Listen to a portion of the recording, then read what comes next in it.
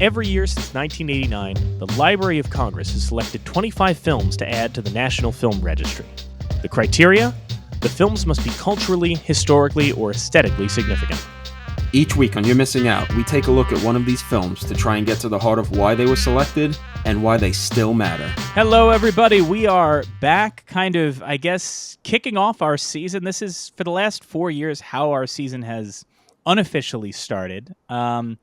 Normally, this is a program about the National Film Registry, and starting next week, it will be again about the films of the National Film Registry, but we always take this opportunity at the beginning to talk about the Academy Awards this year. The gang is all here, and they are all currently on camera. We've set this up so you can, if you're watching on YouTube, you can see everybody. And that's important because we learned a lesson last year that because we now have a 4-person team, that doubles our usual runtime on these specials. It makes this thing go long, and people started to break. So we're going to see how it goes this year. Amanda is not Kimmy Schmidt. Let's just say that. We are excited to see how this goes. We try to do this every year because we do think it's important to sort of take stock. You know, we always close out our episodes talking about what was nominated that year. As a contrast, very often the movies that are in the registry weren't even nominated in their year, so it kind of shows the difference. This year, we're going to talk about movies. Are there any this year that will stand the test of time? Who knows? Are there any this year that we won't remember next year? Probably. That seems to happen every time. But everybody is here. Everybody's here. And this is at least for Kyle, Tom, and myself, it's crazy to say it, the 5th time we're doing this. This is the 5th time we are doing an Oscar special. I think that's gross. I don't like it. I don't approve, and yet I'm stuck. You know, it's interesting because, like, the first year we did this, it was a tough year to do an Oscar special for because it was 2020. It was the train station year, right? It was the Nomadland year. Oh, my God, the train. Bro, not only just the train station, but just them calling their shot of Chadwick's obviously going to win Best Actor, right? So we have to end the show. It'll be the ultimate tribute to our fallen hero, our fallen brother, blah, blah, blah. Anthony Hopkins wins. Okay, that's the end of the show. Good night. And it's like, the reason I bring that up, too, is, the interesting thing about 2020 as a year was, like, it was a year where there were, like, a couple of movies in the Best Picture race that we all liked a good deal, and then the rest really felt like the Academy was going, shit, I guess. Yeah, I guess. I guess this gets in. Sure, I guess Trial of Chicago 7. Why not? There's nothing else, right? And I bring that up because before we get into the Oscars stuff, I do just want to kind of touch on this. I'll say just for me. You guys can speak to your answers. It does feel like, to me, this year, the way that, whatever you think of the quality of the movie year in general, Oscar campaign-wise, awards season-wise, it did feel like there were certain points where certain voting bodies and certain studios just went, yeah, I guess. Like, I got my 5 that I really like, and then I got to fill in the rest. So, sure. Yeah, this one's a Best Picture nominee now. Why not? You know what? The problem with this year was, I don't even think it was quality or whatever. I think it was just nothing caught onto the zeitgeist. Mm-hmm. Like, Oppenheimer, yeah, in many a year, that movie would have been a contender and maybe have won, but it was so caught up in the Barbenheimer thing, a 3-hour Christopher Nolan movie that made damn near $1 billion, if it probably crossed $1 billion worldwide. There was nothing like that this year. You look at the nominees this year, and maybe you say maybe Wicked caught because it was such a box office success, but, like, I don't know if necessarily the critical consensus measures up to that. The box office success, Dune 2 maybe could have had that if it was released when Oscar voters watch movies instead of, before October. Me and Mike have been talking about the way, like, the BAFTAs and SAG and all that, we're looking at the wins and whatnot. Seems like Anora is picking up the steam, but, I loved Anora, but that wasn't, like, a zeitgeisty movie. That was an indie hit that people that saw it liked, but it didn't, it was just a year where nothing caught on. And I think it's not quality, just it's weird. Nothing caught. I'll speak to this beyond that. It also just felt like almost nobody was trying. on the studio end. Like I was saying that I was lamenting this to Kyle a lot, especially because like last year, let's be honest, we had a grand old time enjoying being a member of one of the guilds, screenings and discs and all of that. It was a lot of cool campaigning stuff going on. We had a good time, right? And this year, I got not a single disc got sent out, right? Like not a single physical screener disc got sent out. In terms of the stuff that was even a digital screener, like Universal sent out Wicked. They did not. There was not Conclave was not available. Conclave was not like pushed at all. There was no screenings, at least for my guild. There was no screenings for the Brutalist. There was maybe one for Anora, but even then, like I was saying to even to you, Tom, like I feel like in another year, right? Especially because Neon's good with that stuff. In another year, they absolutely would have turned around and gone, "Hey, we're holding an Anora screening at Brighton Beach. We're going to have the cast here. You're going to see the locations. We're going to go all the hell out." And this year, it just kind of felt like the studios collectively were like, "Oh, you like this? You like Conclave? I guess that's our movie this year."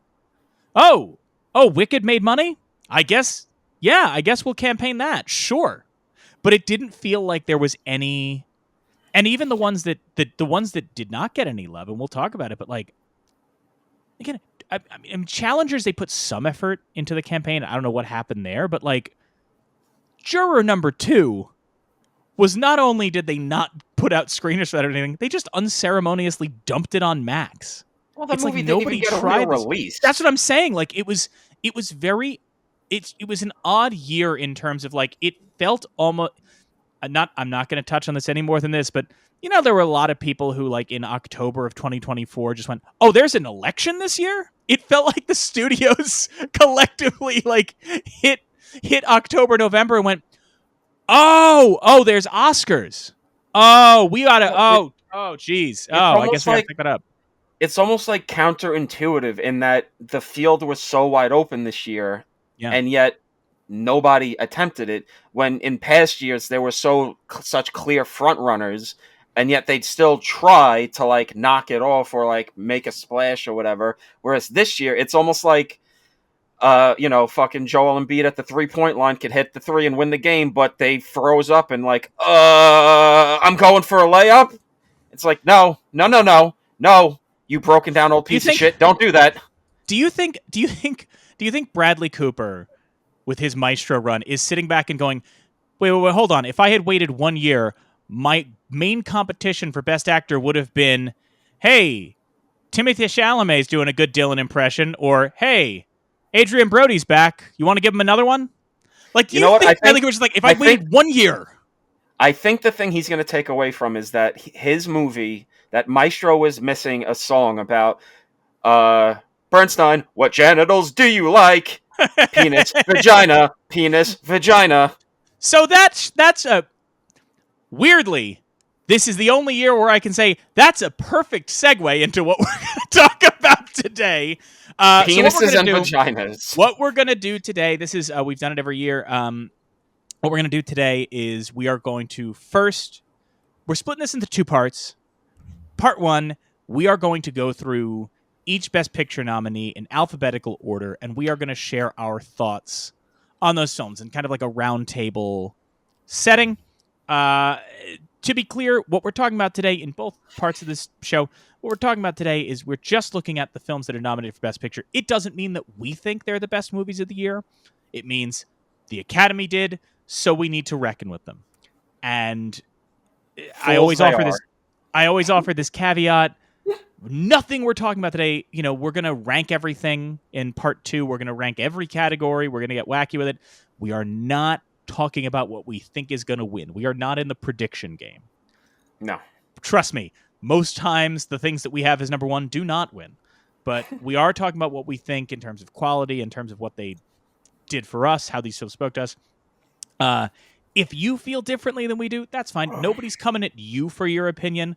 We are just coming at some of the people who maybe made some odd voting choices. So, and of course, Amanda is going to MC for us today, because it turns out Amanda has grown-up responsibilities and doesn't necessarily have the time to sit and watch things that will not be talked about in a year. Yeah, I know I said last year when I showed up for my first Oscar special, I was like, "Don't worry, guys. Next year I'll come on and I'll have watched every single movie for the Oscars special." I did not. I saw one. Spoiler: it was Wicked. So I've taken myself out of the contention for this, but it's okay. It would have been so funny if it was a really obtuse one. If you were just like, I only saw one film. It was soundtrack Queer. to a coup d'etat. So queer, and I took my shot and missed. Much like he did in that movie. Oh.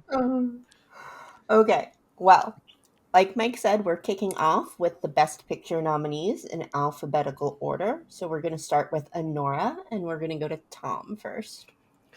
All right, Anora. This is very fitting because, spoiler alert, as we're going to get into rankings in part 2, this was my number 1 movie of the year. I saw it at Fantastic Fest. That was the biggest thing at the festival that I was hoping to see. And I got my tickets. I was so psyched. And then when I sat down and watched it, the movie just had its hooks in me from the beginning, right from the jump, with that panning shot across all the girls dancing up against the guys with that song, "Greatest Night of Our Life." If that's the exact name of the song, I don't remember. I'm a dummy. The second the opening scene hit, I was just like, "Oh, we're getting fucking cinema." And then the rest of the movie from there is just like a lightning bolt to the system. It just energizes you. It's maybe, I think, the thing that Sean Baker has been building to his entire career, of the dealing with quote unquote lower class citizens, people on the lower end of the wealth spectrum, and this time almost very. It's still subtextual. It's not like very like in your face about it, but he gets more about the class warfare system. It's kind of romantic but kind of tragic. It's sexy in so many ways. Mikey Madison gives an unbelievable performance. Her breakout performance after standing out very prominently in Once Upon a Time in Hollywood and Scream 5. This is just an outstanding role. Everyone's great in the movie. And the thing that I think needs to be said, I feel like the thing that kind of gets lost in talking about this movie is that it's so goddamn funny. From the second the goons come to the house to see if what's his name, the Russian kid, not it's whatever, the Russian kid is married to Annie. And from then until the end of the movie, it is just like the funniest movie I'd seen in a theater since probably This Is the End.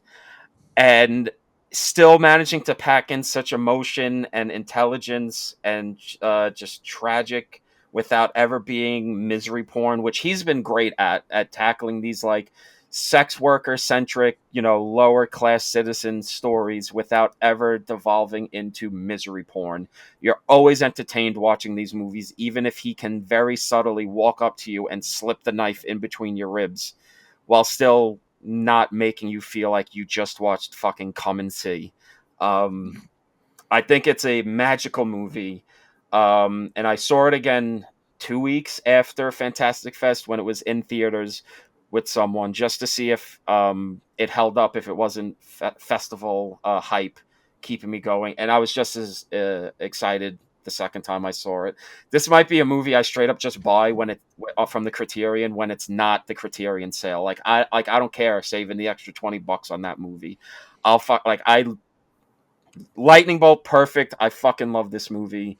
I do hope it wins. I hope what me and Mike were talking about, that it seems to be gaining its momentum back. I hope that sticks, and I would love to see it win Best Picture. This is a stunning picture, and honestly quite surprising it got nominated because of the frank and humane way Sean Baker deals with sexuality and sex workers and all that stuff while being entertaining. It's not boring, So Anora, loved it.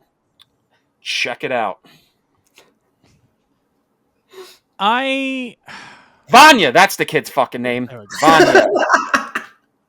when I tend to pay attention to Con every year. I think a lot of us do, but I've been on the Sean Baker train for more than a decade now. I remember very emphatically, Tom might remember this too, more than a decade ago now. Can't believe I'm saying that, but more than a decade ago now, Gross. when there was all kinds of hubbub about Jared Leto winning the Oscar for playing a trans character in Dallas Buyers Club, right? And there were all these people having this discourse about it. I remember being very emphatic and being like, hey, man, like, it's absolutely cool for you to feel that way. I support that if you're saying, like, hey, trans roles should be given to trans actors. There is a movie in theaters now that could really use your money. It's called Tangerines. It's got these incredible performances from trans actresses. You can go give it your money. Like I'm begging you, take this energy that you have and go give money to this movie so this guy gets to make another movie. Not that Tangerine was his first, but it was just this feeling of like, I remember, saying like, this could be one of our great contemporary filmmakers. I didn't love the Florida Project as much. I think that ran the risk of teetering into, I a little too sentimental in a way that I don't necessarily need it to. And then I absolutely adored Red Rocket. Because I think Red Rocket really hits that in a lot of ways. Because the thing that I really like about Sean Baker's films, Tom touched on this idea of focusing on the quote-unquote lower classes, but it's also unapologetic and it's not trying to make them sympathetic, right? It's empathetic without trying to make them sympathetic. So when Anora won the Palme d'Or, I was very excited. I was big on Sean Baker and all that. I did not see it as early as Tom did. Obviously, it took me a little while to get to it. And when I got to it, I did enjoy it. I respect it. I think it's one of the better films this year, right? It didn't totally come together for me in the way that I had hoped, which is not me saying it's a bad film at all, right? For me, I think it kind of, it's 2/3 Nights of Cabiria, 1/3 After Hours, and it kind of breaks down in that 3-act structure, and it kind of, for me, it loses me a little bit in that middle act, and like I said, it's one of the better films this year, and I'm happy for it, and I get why it won the Palme d'Or, and if it wins Best Picture, I'm not going to be mad. I do really, I do really like it. I think Yura Borisov is one of my favorite supporting performances in a long time, and that is exactly what we talk a lot about. We talk a lot about what makes a supporting performance. That is a supporting performance, right? Yeah. That is 100% a supporting performance. So again, I really enjoyed it and I really appreciate it. I think it was one of those cases of, it's something that we talked about, Kyle and I talked about, a number of years ago on the special when Tar came out. I saw Tar, I liked Tar, and I went, oh, this is my number one movie of the year, but I hope the year is so good that that's not my number one of the year, right? I think that's where I got with Anora. And I think that, quite frankly, when Anora was in its sort of dip of awards love, I think some of that came out of people who... Anora came out at a time where it was the clear frontrunner, and it was also like a weaker year for movies in that regard, and you had a lot of people who maybe... I don't agree with the directions that they went with that. I don't agree with necessarily the movie that overtook it as the frontrunner, as we'll get into later in this segment, but it did kind of feel like, in some degree, there was some people who were just like, well, I've seen Anora, I'm over Anora, I need something new, right? Anora's having resurgence, I got no qualms with that. I think I respect the film. For me, as somebody who does really like Sean Baker's work, it is the only thing that strikes me is to me, I just kind of stuck out to me like, I wonder why this is the one that hit like it did. But again, I respect it. I like Mikey Madison in it. I'm not as over the moon about her as some people are. But really big fan of Yura Borisov, and I think it's a clever script. I just, there's something holding me back from being all in on it the way that I was with something like Red Rocket. So that's where I'm at with Anora. Kyle? Can I just make a prediction before Kyle speaks? I Okay. feel like the breakdown of our feelings on the Best Picture nominees is, at least me and Mike, our number ones, we're both going to be like, we think it's perfect, there's no changes we need to be made, blah, blah, blah. And then the rest of the movies we like, we're going to be like, we really like them, but XXX. Am I wrong here that there's going to be the one movie we think is unimpeachable? I disagree. I will tell you, I know what you're thinking, and you're not quite right. And you'll find out as we go through and we do our rankings. So stick around for that. Wheeler. Kyle. Yeah, I'm going to share the same sentiments. I think Anora is a strong film. It is one of my personal favorites of the bunch as well. It is a movie that throws you into this insane 48-hour anti-Cinderella story with no need for exposition of who these people were or what they did beforehand. It just is in the moment, and whether it works for you or not, is really up to you. I had the fortune of seeing this 3 different times, and while I felt like part of it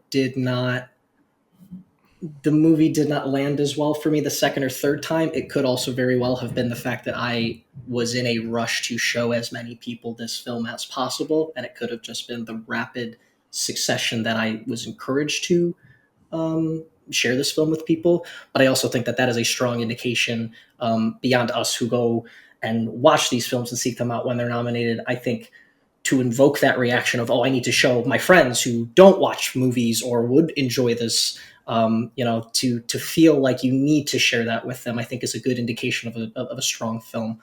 So I'm glad it's nominated. I'm glad we were able to talk about it first. And it sounds like we're all in agreement. It is easily the best of the picks this year. I don't know if that's necessarily the case for one of us, but I didn't even know that was the case for Kyle the last time I talked to him. So this is going to be fun, is what I'm getting at. This is going to be... No, you know what? I'll say this, and I'm not trying to break our format. I apologize.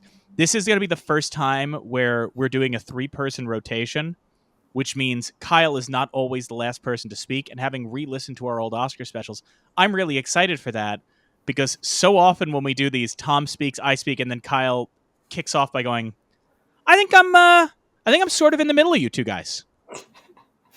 So now he's not going to be able to do that for everyone, and that's exciting for me. Let's see where this. I apologize for jumping in on that, Amanda. I just wanted to. No, I promise we will stick to our. We should note to everybody our usual format for this, and we're going to stick to it. Is during this, when one of us has the talking stick, everybody else doesn't get to yell at them. We save yelling. The yelling will happen in part 2. In this one, we're not allowed to jump in while others are talking. Just to clarify. I want to make sure they know we're not going to be yelling now. That's part 2. I don't know if we're clarifying for the audience or for each other. Next. But the next film that we're going to be talking about is The Brutalist, and we're going to kick that off with Mike. I mean, when Tom before was doing Mike, I have a feeling. I thought what he was going to say is, and this is not even tipping my hat to the rankings, but it does feel like this year there was a Mike movie and a Tom movie in terms of one of us goes to it and goes, this is everything I want. This speaks to me profoundly. And the other person goes to it and goes, listen, I really liked it, but all right, it's a little much. Let's maybe tone it down with the this and the that. And I think that is, based on our text to each other after we saw these respective films, that is a little bit of in each case, one of us came out of one of these movies going, that spoke to me profoundly. And the other was like, don't get me wrong, I dug it. A bit of the self-pity here could be reeled back a little bit. Let's maybe just tone it down a little bit. I know that was, it was a weird thing where Kyle, I know, saw The Brutalist before either of us. And then weirdly, Tom and I saw The Brutalist on the same day, about a half hour apart from each other. So it was this fun thing where we had a group chat going. Poor Amanda had to just deal with these texts coming in about this 3.5 hour movie. But we have our show group chat, And it was like Kyle being like, I want your reactions as soon as you see it. And like, I would, during the intermission, I got my phone out and I'm like, hey, this is what I'm feeling. And then a half hour later, Tom had sent his reaction. I finish the movie and get to see Tom's reaction to intermission.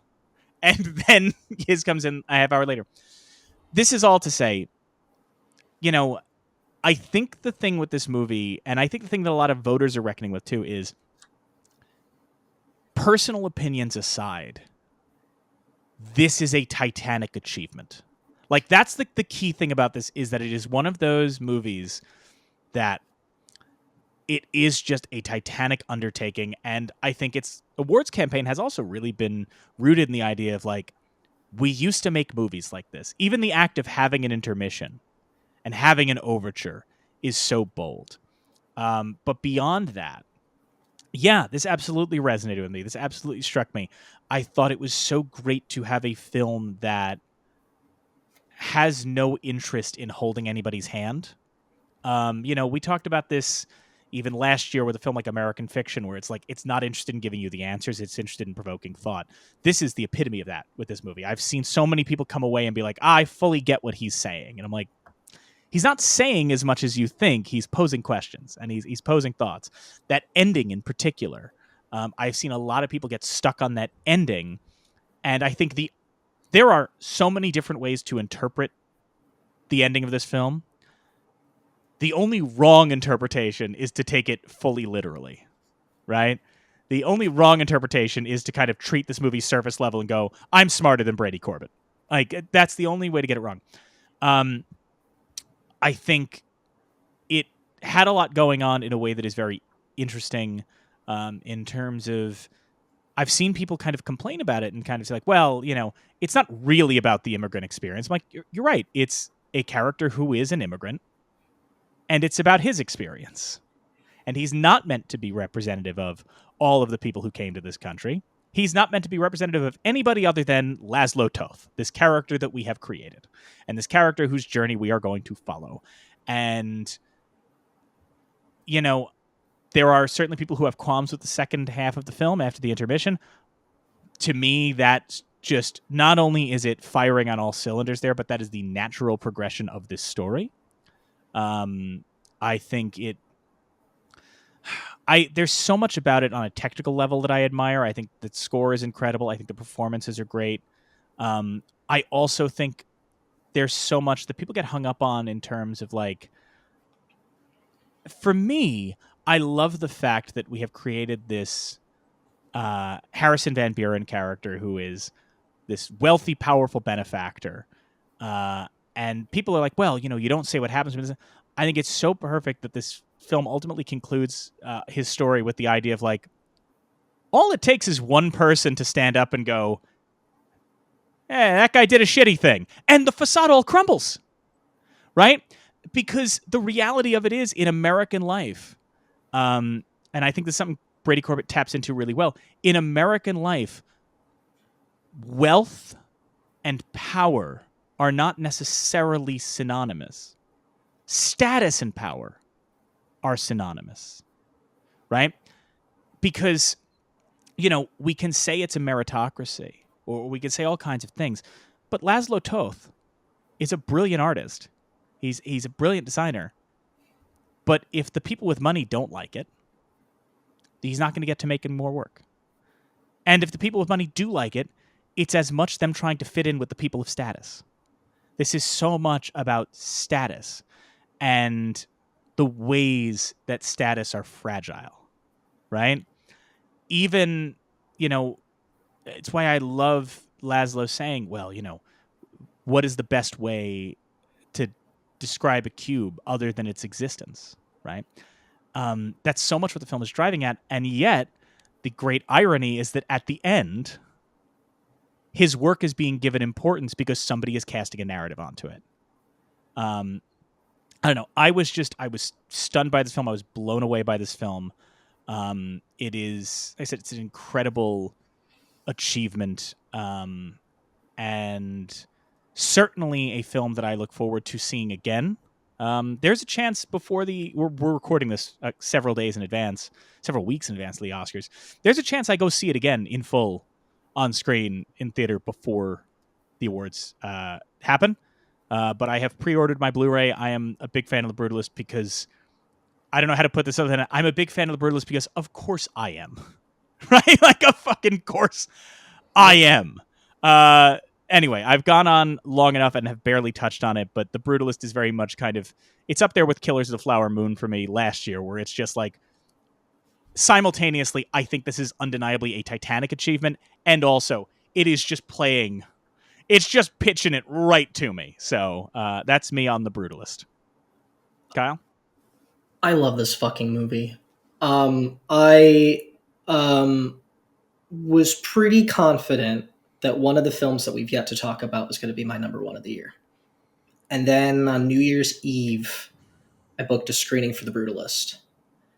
And I got out of that film, and I remember texting Mike being like, I'm going to remember where I was, like, for the rest of my life. Like, this moment, the people around me, the experience. It is the closest thing to, I think, being able to appreciate cinema for cinema's sake since before I started working at Alamo, before the magic kind of faded a little bit and I got the opportunity to watch movies, but really didn't get to be immersed in the experience of really being in a theater, of having somebody go, hey, this is 3.5 hours long. There's a 15-minute intermission. It's going to be 30 minutes because your projectionist didn't realize it was baked into the fucking film. So enjoy 30 extra minutes, right? Like, here's a little overture as you're taking a piss. Like, the entire experience was so perfect that I needed to do it again.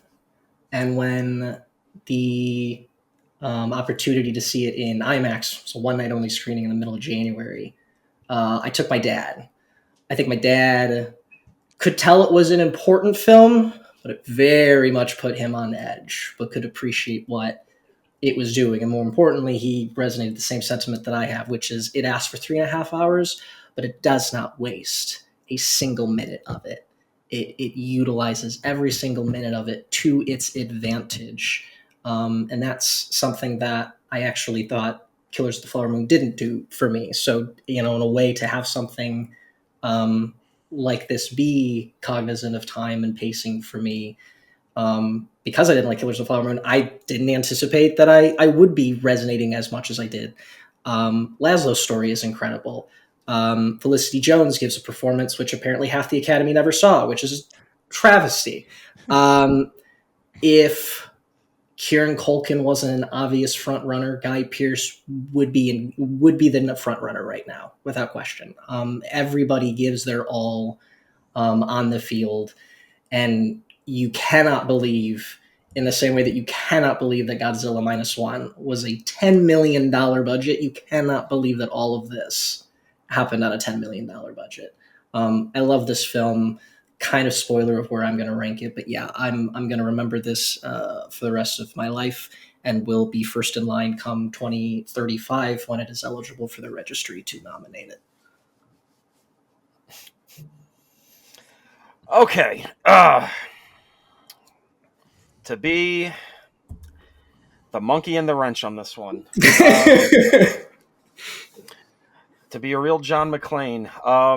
So this was a movie that, when I was watching, I was excited to see it because of the talk of it, the comparisons that were being made. People were saying There Will Be Blood, Godfather 2, Once Upon a Time in America, which is a very big movie for me. I was like, okay, that's big talk. Let's see what this guy's got. Adrian Brody's getting, acclaim, which hasn't happened since The Pianist. Let's see what we got. And watching the movie, the whole time I was like, oh wow, this is gonna overtake Anora. Wow, I can't believe I thought like we actually got a movie this year that's gonna overtake Anora for me. Holy shit. And I'm not even gonna say it's the second half that throws me, because there's good bits of the second half when Felicity Jones shows up, as the wife and all of that, and so much stuff starts really. It's still got me hooked. I love the intermission is not just built into the movie, but is sort of narratively built into the movie. Great structure in that way. It's about the last third of the movie that I think is not just bad, but I think is disastrous. I think it is some of the worst writing of the year in that he's trying to. It's like he gets galaxy brained with it and trying to. He starts really, really writing to theme, and subtext becomes text, and characters start making stupid decisions, all because he's trying to outsmart you while writing to theme. And even with bits like the very end, with Laszlo's art being co opted by someone else, I think the execution of that was just beyond laughable. It was just did not fit the movie that the prior 3 hours and 20 minutes that came before it. And that cut to credits with that song is just, again, like laughable, and like a guy thinking he's just like, calling his shot. He's hitting his home run, but he's Josh Donaldson and he popped out to left field instead of actually hit the home run. Truly one of the most deflating experiences I've ever had in a movie theater. Of just me and I saw it with a friend, and we were both intermission hits. We're like, oh my god, this is it. We've been talking about this. We don't get movies like this. Fuck yeah, let's fucking go. This is the movie, man. Let's go. And then as the movie's going on, and when a certain act is happens in the movie, I'll dance around the spoilers. But when Guy Pearce joins the Duke lacrosse team, I think the movie falls apart, and me and my friend just look at each other, and go, oh no, we're losing the movie. And it kept going, and we just kept looking at each other going, this fucking sucks, man. We were so in on it. But overall, I'll say this is a very good movie that you just have to go in knowing that you're either going to buy in on the bullshit like Mike and Kyle, though, or you're going to be like me, a real brain, a real man, and say, could have done better than there, Brady. Oh, you got ahead of yourself. You got ahead of yourself. Your eyes were bigger than your stomach. But it's really good, very impressive. And like Kyle brought up, it's getting talked about this year, funnily enough, as the Godzilla -1 of this year, of the, holy shit, we used to make movies like this all the time, but we haven't seen one like this made so well. How much did it cost? 50, 60, 100 million? No, about 10 million. Go fuck yourself, buddy. Are you kidding me? So for that, you have to give it all the props in the world. Brody is unbelievable. Even through all of the muck of the last third of the movie, he never hits a false note. I just wish that it ended stronger. But it's ultimately a very impressive work that even in a year stacked like 2007 or whatever, where it's just like nonstop banger after banger, I'd be like, yeah, this should be nominated. Of course it should be nominated. All right, our next film is A Complete Unknown, and we're going to start off with Kyle. Oh man, I can relax a little bit. A Complete Unknown. This is a very safe, a very fine film in my opinion. I think James Mangold makes the perfect dad film. I watched this with my parents, and all three of us walked in and walked out with 2 or 3 very different appreciations for the film. I really like biopics, whether or not it inherently does a lot to challenge the focus point. Doesn't really matter to me. I just really like the experience and the journey that you're sort of taking along for it. My folks were born and were growing up in that time, and so just to be able to kind of have that throwback, I think, connected with my parents a little bit. And so this is a film ultimately that is kind of mid of the road for me in terms of that I had a great time and the people that I experienced it with enjoyed themselves. It is pretty much it. I mean, it is strong performances there, but it is not a film that I think about beyond this quick film that I can enjoy. It probably would go along the lines of, if there were a stronger year, this probably wouldn't have been nominated, but Of the films I watched, sure, yes, I'm glad this is nominated, but not one that resonates with me still. Okay, so yeah, this is let me just quick little look see here. Yeah, this is the most mid movie nominated this year. And that's being gracious, if I'm being honest. Yeah, it's fine, it's functional. You know, Mangold is the kind of guy that he's not gonna make a train wreck. I think he's too competent a filmmaker. As high-minded as he talks in interviews, he's ultimately not taking too many huge swings that's going to lead him down, he's not going to make the third act of The Brutalist, basically. Let me just put it that way. For better or worse, he's not going to do shit like that. He's playing it, he's playing it safe. As much as I love a Logan or a 310 to Yuma or even a Copland, he doesn't make movies that are throwing you with a super fucking sick Barry Zito curveball. He plays it safe, and this movie is maybe the most safe thing he's ever done, and I think it's just, especially after Walk the Line, it's kind of, he's just repeating himself in many ways. I don't think the movie ever really finds any justification for its own existence.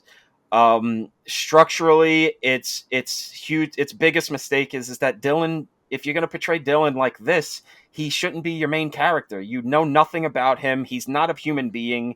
He's portrayed like a fucking alien from another world who comes in and just fucks with the folk music scene because it's funny, and that's the thing he wants to do. And then when it's not funny anymore, he just stops doing it. And you're like, okay, but why are we why? Like, who is this guy? What's fueling any of this other than, well, it happened in history, and also I guess that's just him.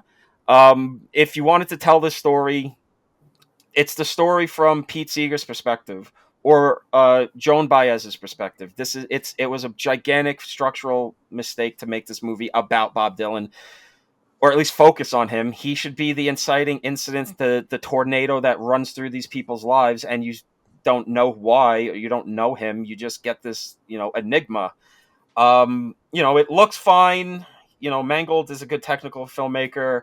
The musical stuff, it's one of those things where you're damned no matter what you do, because the whole juice of those of Dylan singing in those coffee houses and all of that shit in New York in the time was, oh wow, we're seeing something for the first time. You got to get that energy, and you're never going to capture that energy in a fictional movie where it's so like Chalamet does a decent enough job in the musical scenes, but it's also like, but I'm not getting that same jolt of what it would have been like to see Dylan at the time, re-energize and bring a whole new level to this thing. And as a whole, Chalamet's fine. Ultimately, he's doing an SNL level impersonation. It's just all tics and affectations, and you can't even blame him because, like I said, he's given nothing. He's not playing a real person. He's playing an idea, which could have been fine as a supporting role, which was fine in the Todd Haynes movie where you had 15 different people play the different personalities or sides of Dylan throughout history. It's ultimately not as impressive as James Austin Johnson doing the different Dylans throughout the year singing whatever that Christmas song was. Monica Barbaro I think gives maybe the best performance in the movie, even if I may not have given her an Oscar nomination. It's laughable that Ed Norton got nominated for Pete Seeger when his whole role is just, hey there, I'm Pete Seeger. You want to talk about folk music? Hey Bob, you want to do folk music? Hey Bob, you better do folk music, right, please. That's his whole performance. The best performance in the movie is Boyd Holbrook as Johnny Cash, because that guy, he knows Johnny Cash. And Johnny Cash just drunkenly stumbling into this movie as Bob Dylan in the one human moment, like, I don't know if I want to destroy folk music by not doing folk music anymore. I play electric guitar, and just Johnny Cash drunkenly drives into the scene, eating Funyuns, and just being like, you want to play electric guitar? I think it'd be pretty funny if you did. The best. Johnny Cash is the fucking man. But ultimately, kind of insulting that this movie is nominated at all. I know this is the kind of, wet slop that the boomers at the Academy that are in hospice like to watch, but yeah, this shouldn't be here. It's fine if you watch it on TNT with your parents and they, get excited about the last memories they still have before the dementia takes over, but like I say boo. So it's interesting, and I'm not trying to make so many of these conversations a referendum on like Tom and I's relationship, but this does happen sometimes where Tom and I can have, in substance, identical opinions on a movie and rate it totally differently. Like I feel like the original cut of Justice League, like we talked about it when it came out, and I remember like saying to Tom, like, "Hey, I think A, B, and C," and Tom goes, "I agree, A, B, and C." And I'm like, "Yeah," and I also think E, F, G. Oh, I also think E, F, G. And then I look on Letterboxd and I've given it 2 stars and he gives it 4, and I'm like, "What happened here?" In this, it's the opposite direction. In terms of like, there's a lot of stuff Tom is saying, like when he's like, "Man, this movie is just Bob Dylan's not a human being. He's just this creature that kind of like shoots through and it's alien, destroys the folk scene for fun." And I'm like, yes, I like that. Look, the reality of it is you can't make a traditional biopic of Bob Dylan. You shouldn't. That is what, as Tom acknowledged, like, I love Todd Haynes' I'm Not There because it understood like the only way to tell that Dylan story is to split him up. Now, I don't think you needed to make a movie about Dylan going electric. Right, let me start from there. I don't think you needed to make a movie of that. That being said, if you are going to make a movie of it, I do think this is an interesting approach in terms of coming at it from the angle of, right, Dylan going electric theoretically destroyed the folk revolution, but it's ultimately a story of how to deal with a generational talent. The thing that locked me into this movie, because I wasn't vibing with it at first, and then there's the moment where Monica Barbaro is in his apartment, and Dylan is being an asshole, right? And he's criticizing her songs and whatever, and she calls him out, she goes, "Who the fuck are you? You're an asshole, right? Like, don't you fucking talk to me. Okay, fine, you want to talk shit? Here, play me one of your songs if you're so fucking great." And then Dylan plays Blowin' in the Wind, and Joan Baez has to kind of just reckon with, oh, you just wrote one of the greatest songs of all time. Okay. I guess I kind of have to roll with, like, it's this thing of like everybody in this movie approaches Bob Dylan being shitty with this attitude of like, who the fuck do you think you are? And then has to reckon with, oh, you are one of America's great songwriters. And Tom mentioned the Johnny Cash of it all. I do think Johnny Cash is crucial to this movie, because what makes Johnny Cash's role in the film work so well is that everybody else looks at Bob Dylan, looks at this remarkable talent and this incredible, like, just inarguably one of the greatest songwriters to ever live. The only person to win the Nobel Prize for Literature for songwriting. Everybody else looks at him and thinks, like, how can I make this work, right?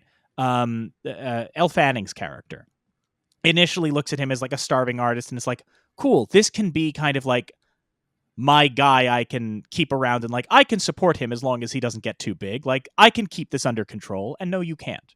And Joan Baez, well, I can probably ride this lightning. No, you can't. And Pete Seeger, certainly, that's the point of Pete Seeger in that film, is like, oh, this kid's talented. I can use him to make my folk music dreams a reality. Like my folk revolution dreams a reality. And when Johnny Cash comes in, Johnny Cash is the only one to sort of form a connection with Dylan, because he's the only one that's kind of like, hey, man, I've written some of America's greatest songs. I just heard you. You have also written some of America's greatest songs. The songs you have written are, in my opinion, even better than the songs I wrote, but I'm okay with writing the third best American folk song, and you've written the first. And that relationship is the only one that sees Dylan, and kind of understands, like, oh yeah, I get it. This is a weird guy like me. Again, my thing with Complete Unknown is I don't think you needed to make a movie about Dylan going electric. If you were going to, this is not a bad way to do it. This is an interesting approach with the idea of like, yeah, nobody understands Bob Dylan. Nobody really gets this guy. Do I have quibbles with it? Yes. As a big Bob Dylan fan, there are certainly things that I get hung up on in terms of like, if you, it's something we talked about weirdly enough with Maestro last year, which I like a lot less. But Maestro last year, we talked about like, it's interesting if you want to make a movie that is just about the relationship between Leonard Bernstein and his wife, but then you have to have the restraint to not show him conducting. And with this, it's like, if you want to make this movie exclusively about Bob Dylan going electric at Newport, I know this sounds like a minor quibble, but this is like indicative of something that bugs me with the movie. The whole bit with somebody yelling Judas at Bob Dylan and him turning to the band and going, play it real fucking loud. That is a real thing that occurred at Royal Albert Hall in England, down the line, right? That's not just a story. We have the footage. You can literally watch this happen at this point in time. If you want this to just be about the moment at Newport, you can't also then like plug and play and go, yeah, but I really like that moment at Royal Albert Hall, so I want to include that here. And this movie does do a bit of that, where it's like, well, there's other parts of the Dylan mythos that I want to include here. No, if you want to do Dylan at Newport, you have to restrict yourself. So ultimately, what it boils down to, I don't feel as negatively strongly as Tom, but I also am in agreement of like, if this was a better year, if this was not as weak a year, like this is not something that gets into Best Picture. What are we? This is silly. But it's like I talked about up top. This is one of those I guess movies, right? This is something where you feel like somebody's filling out their ballot and they're like, well, Anora, Brutalist, yeah, of course, yeah, Conclave, whatever. Complete unknown, I guess. So anyway, complete unknown. This year's Bohemian Rhapsody. Oh, I wouldn't be that harsh. Neither would I, but it's the same sentiment. Where are we going, Amanda? Next. We are heading over to talk about Conclave, and we're kicking it off with Tom. Oh yeah, Conclave. What if a bunch of priests were a bunch of catty bitches voting on who's the next pope? How can you go wrong? I thought this movie fucking rocked. This shit was so fucking funny. This is the movie that on its face seems like it's going to be a stodgy, annoying mess that just like, oh, whatever, it's about the Catholic Church and, you know, the political machinations of that. How interesting can it be? These idiots at the Oscars voted for this boring crap. And even the trailers didn't do it any good. It's a movie that's kind of, you can't get the juice of the movie from the trailer. But this is like a pulp novel. This is fun. It's got the political machinations are great. They are very tense, and the way Ray Fiennes kind of plays it, like, what if Hercule Poirot was like just a nice Catholic man and not just a weird frumpy Dutchman, or what is, I don't know, Frenchman, whatever Poirot is. I don't care. He's an asshole. Personally, I know him personally, and he's just not a polite man. The way. And then just the fact that there's like a Trojan horse element at play here of, you think you're just watching a fun political kind of thriller of Fiennes wheedling out all the secrets and, you know, skeletons in the closets of all these guys that are running for Pope, some of whom really want to be Pope and some of whom are pretending like they don't want to be Pope, but yeah, they want to be Pope. I want to be a Pope. And as he's even getting votes, and he's like, what? No. Legitimately, I don't want to be Pope. Guys, fucking stop. What is going on here? And then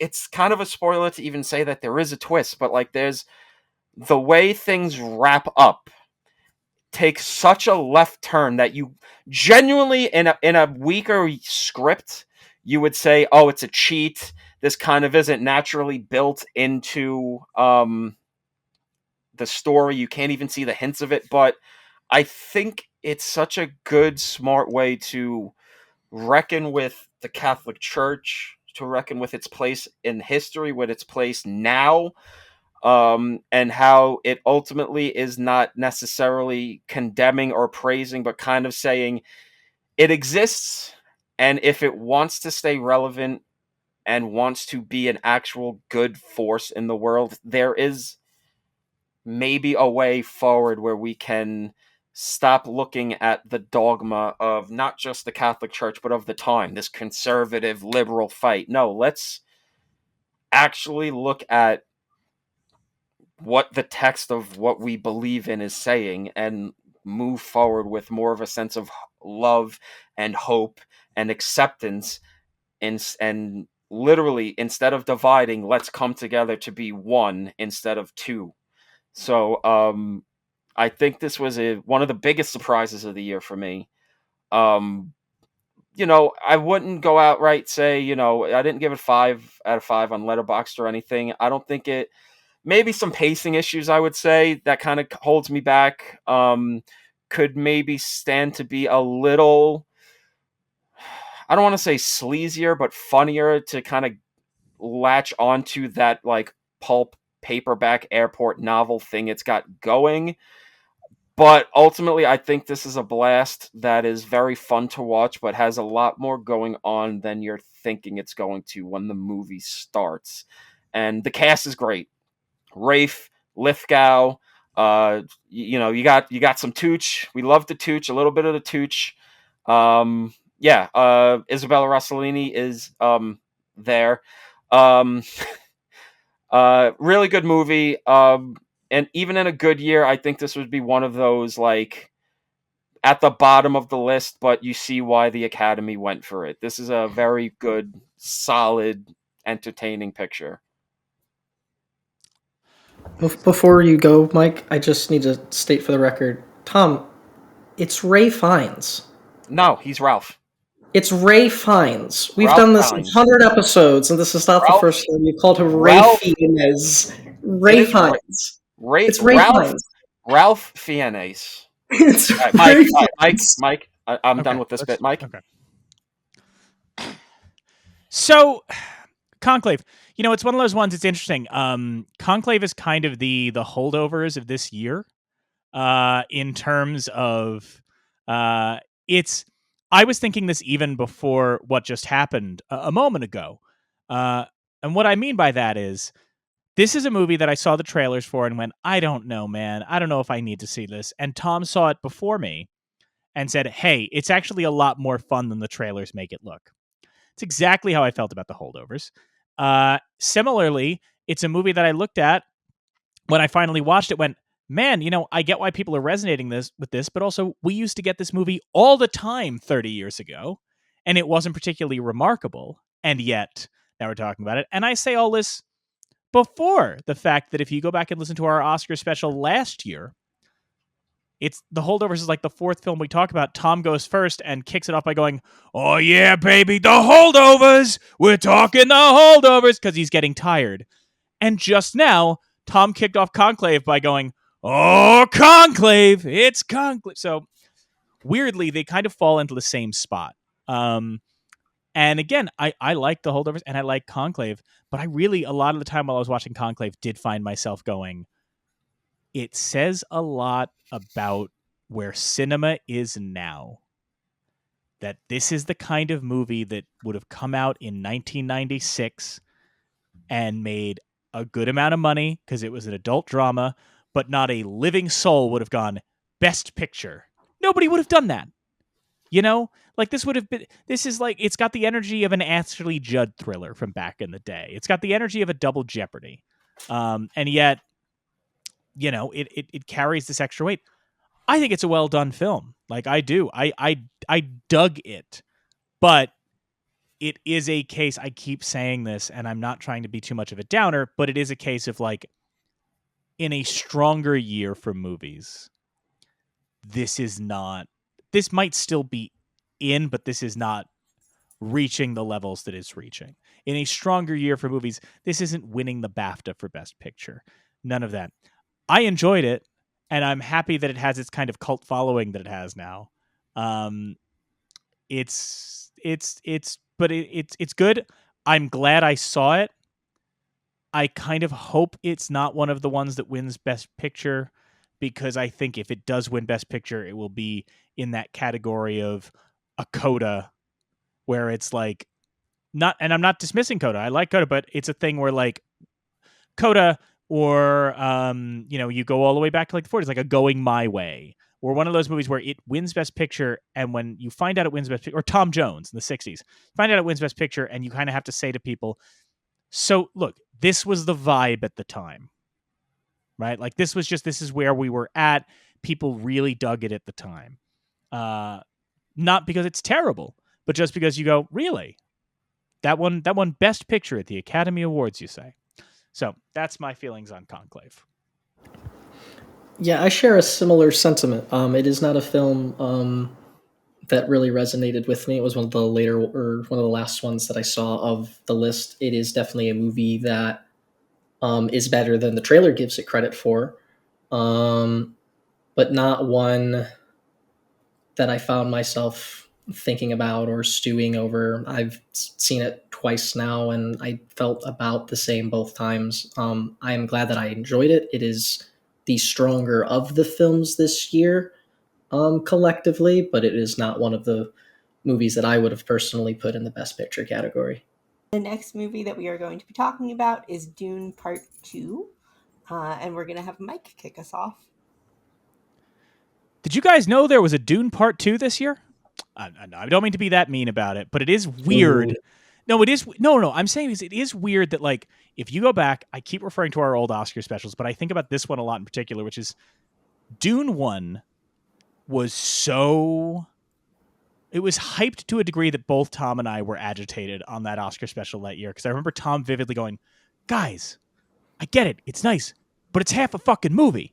Now, listen... When Part 2 comes out, maybe I'll go, Dune 1, great. Dune 2, even better. But right now, it's half a fucking movie. And my feelings are Dune Part 1, great. Dune 2, even better. I liked Dune 2 a lot more than I liked Part 1. And if all of the love and adoration that went to Dune Part 1 several years ago was directed at Dune 2, I'd be like, I get it. So it is very weird to me. In a way, it's not just weird, but frustrating to me that Dune 1, which I thought was fine, got this just lavish tongue bath from the Academy, from critics, from everyone. And Dune 2 is a much better film. And it just kind of is there and is not only not getting the same kind of nominations that Dune 1 got, it may not even win in those categories. It's very odd to me, in a way. That being said, it is hard in some sense not to see that movie as an afterthought. I enjoyed Dune Part 2, right? Maybe it's the reality of I enjoyed Dune 2 better than Dune 1, but I also don't know if either Dune movie needs to be in the Best Picture conversation.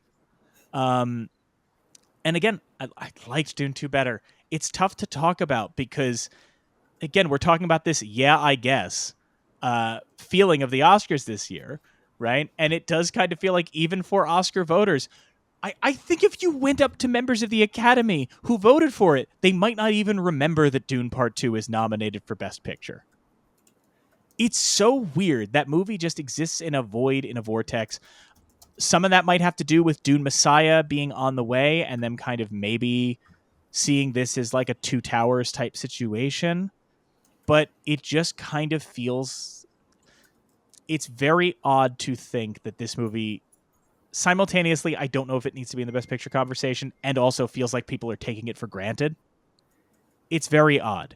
I don't know what exactly happened with Dune 2. I mean, Tom touched on it up top, like it was released at an odd time for it, but it is just strange that this movie kind of just became memory hold, considering how excited people were with Part 1.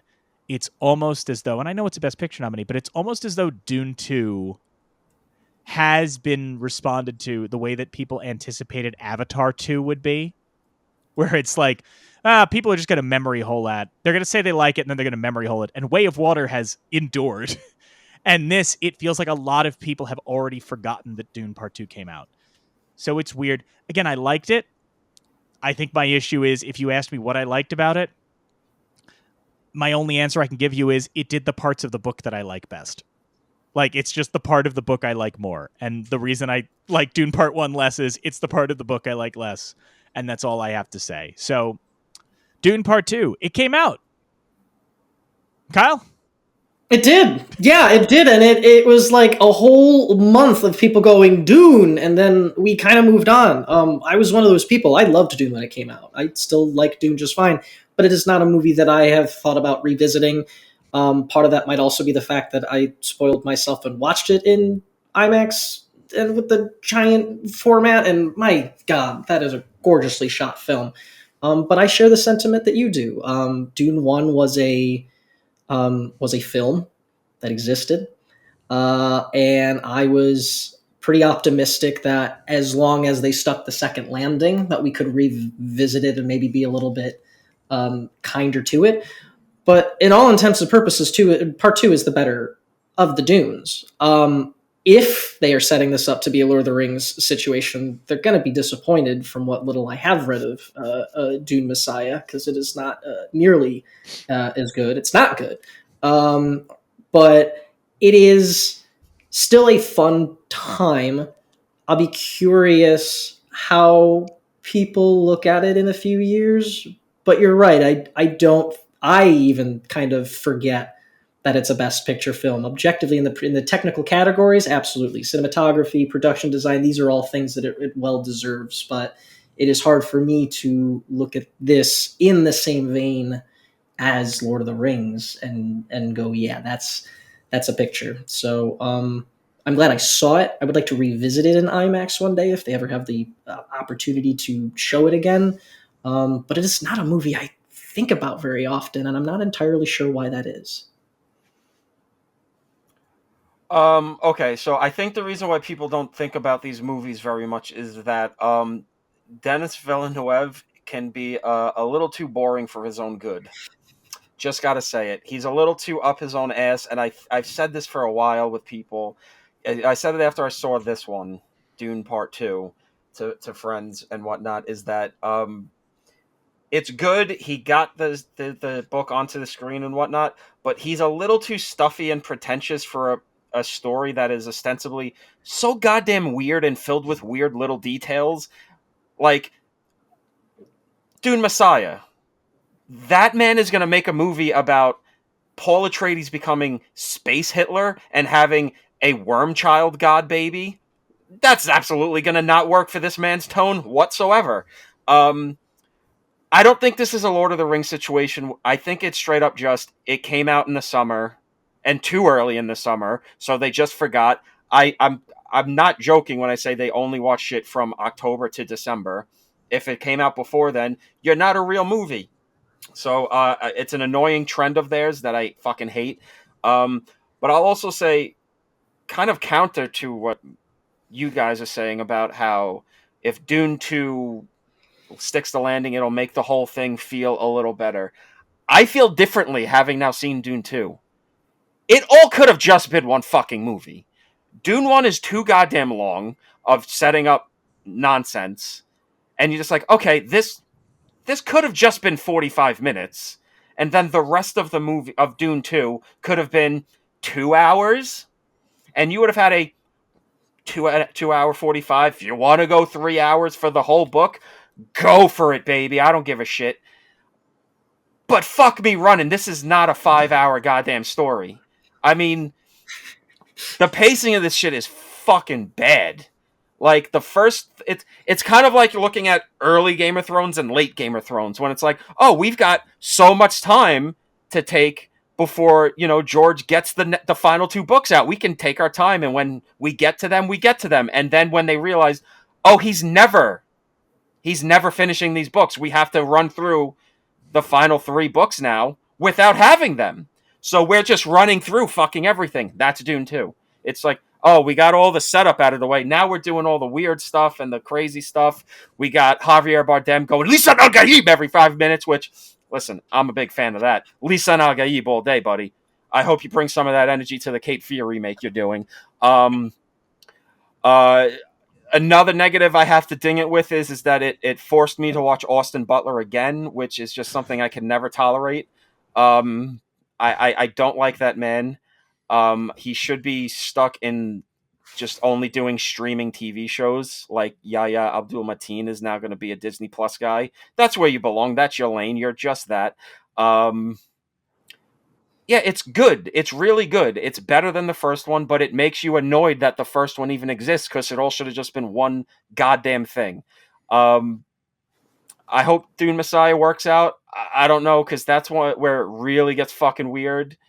And I don't know if Dennis is enough of... he might be a little too French-Canadian to let himself cut loose and have fun. As we're going to see later in this discussion, French men should be jailed. Can I, before we move on, I want to address 2 points. One, I don't know what's staying in, so we should don't... in seemingly out of revenge for Kyle trying to criticize Tom's pronunciation of one of the actors in Conclave's names, Tom has just decided Denis Villeneuve will now be Dennis. And and I'm extra afraid because if Tom's already spitefully Americanizing pronunciations, the next movie is going to be a rough run for Kyle. That's where we're going.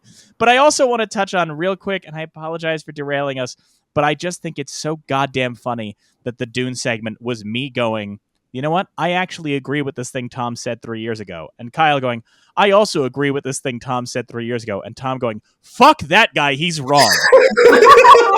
I am wrong. Well, I will say, I didn't realize that merging them into one movie was an option, and I do agree. I would take that. After seeing something like The Brutalist, I'm like, fuck it, give me a 4-hour cut of Dune. Like, I don't know if it'll be any good, but I would like to see that. It reminded me of The Hobbit, where you go, why did this pamphlet have to be 9 hours? Yeah. Next. I apologize for derailing us, Amanda. I did just think that was worth noting for continuity's sake. All right, so Emilia Perez. But yeah. Sir, you're taking my job. I know. No, I know. You won't cut this out. From director Jack Asshole.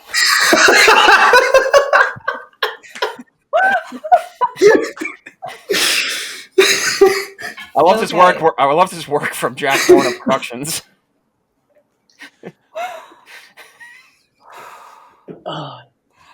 Okay, well, I have been living under a rock, but I have heard some talk about this one, and I am both excited and nervous to kick off the discussion with you guys about it. But we are talking about Emilia Perez, and we are kicking off with Kyle.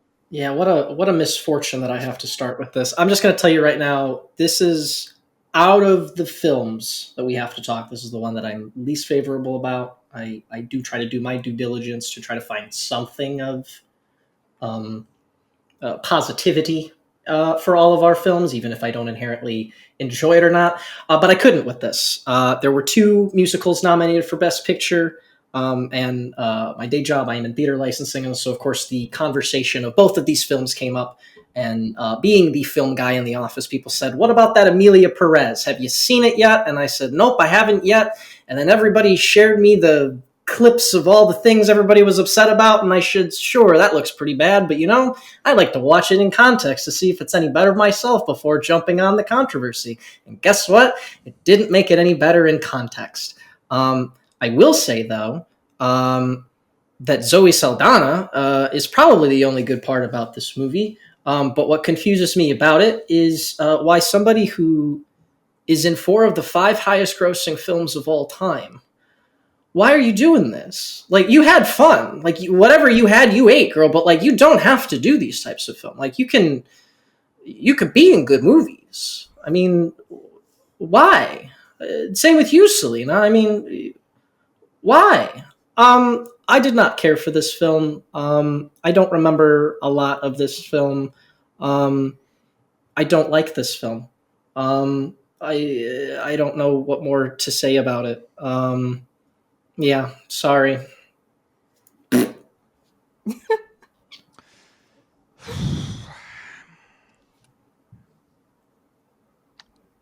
it's not my turn. I'm just taking a breather. I know. Wait, it's not your turn? It's not. No, it's you, Tom. It's you, baby. Wait a minute. Mm-hmm. Oh, okay. All right. Well, that's interesting. Okay, so Yeah, well, Adam. This movie fucking sucks. This movie isn't like... This is the worst movie nominated for Best Picture in a long time, probably since Green Book. And it makes me long for the tact and grace of Green Book. You know, when you have a movie that that makes you go, gee, I wish a Farrelly brother directed this. It would have had more heart and grace and tact. You know you did wrong, but that's what happens when you let Frenchmen do things. This so there's two musicals nominated for Best Picture this year, and it is absolutely shocking that they both suck, and that there was a musical release this year that is one of the most notorious bombs in recent memory that dog walks both of these pieces of shit, especially this movie, because at least the other one looks like someone has worked on a movie before and is not just some like French sex criminal that escaped from jail and found a red camera and is just shooting his deranged visions. I don't think this man has ever met a trans person before, despite the main actress being trans. I don't think he ever actually interacted with her based on how he wrote this movie. I don't think he ever met Mexicans before, based on how he writes Mexicans and writes Mexico. For all the people that complain about the yellow filter thing that movies do to signify Mexico, I feel like this movie's going to give them a fucking aneurysm for how it treats Mexico. They'll be wishing for a yellow filter instead of the shot on portrait mode on your iPhone way visual style of this movie. The songs suck. Like there's like nothing. Like it's literally you wish you were deaf listening to this fucking thing. I literally had to start drinking by the time like halfway through this movie to get through the rest of this fucking thing because it's like 2.5 hours long, which is an absolute fucking crime. Why did Zoe Saldana do this movie? One, she's kind of a dumbass. Does anyone not remember the time she got into less controversy than this one somehow, but when she did blackface in a movie? Let's not forget she was the kind of actress that did that. She's also the kind of actress who, until people had to say, stop, change your apologies into being, oh, it's so sad we're not going to get awards for this anymore because Carla is an asshole, and make it, oh, I'm dedicating my awards to my trans nephew. Oh, interesting. It's amazing you didn't have a trans nephew the first 4 months of this award season run. Why did Selena do this? I don't know. She can't do Only Murders in the Building forever. They just wanted Oscars. This is straight up just a movie. Oh, a French director who had a lot of acclaim. This seems like it's, touching on, current issues, and the Oscars being the tunnel vision, living in their own bubble, just dipshits that they are, go, well, Trump won. We got to do something that's about the moment and really stick it to the man. So let's give it to this trans movie. Did you guys watch it? No. Oh boy. You picked a bad movie. It's inept in ways that makes you think that one of Jock Asshole's best cinematic influences was Ed Wood. God, I wish Ed Wood made this movie. Fuck me. Truly an embarrassment and a stain on the Oscars. And it could have happened to a better movie that the main actress is just truly one of the most rancid assholes that has ever been nominated for a movie. And this movie, unwatchable. Nothing good about it. It's worse than Joker 2. That, which is just another, like, how the fuck did that happen? I'm done. Fuck this movie. Fuck the French. They shouldn't be. Only French women should be allowed to make movies, which is, we'll get into that later. Amanda, I noticed you made a face when Tom was critical of the main actress of this film. I understand you're not as plugged in this year. So before you think he's just being overly harsh, I would like to just... I'll speed run you through the controversy. Tweet saying positive things about Hitler. That's all you need to know. That's enough to catch you up. said My some. face just does things. My face just does Now, things. I'm on 3 hours of sleep and 4 cans of Monster, so it probably wasn't even a reaction to what he was saying.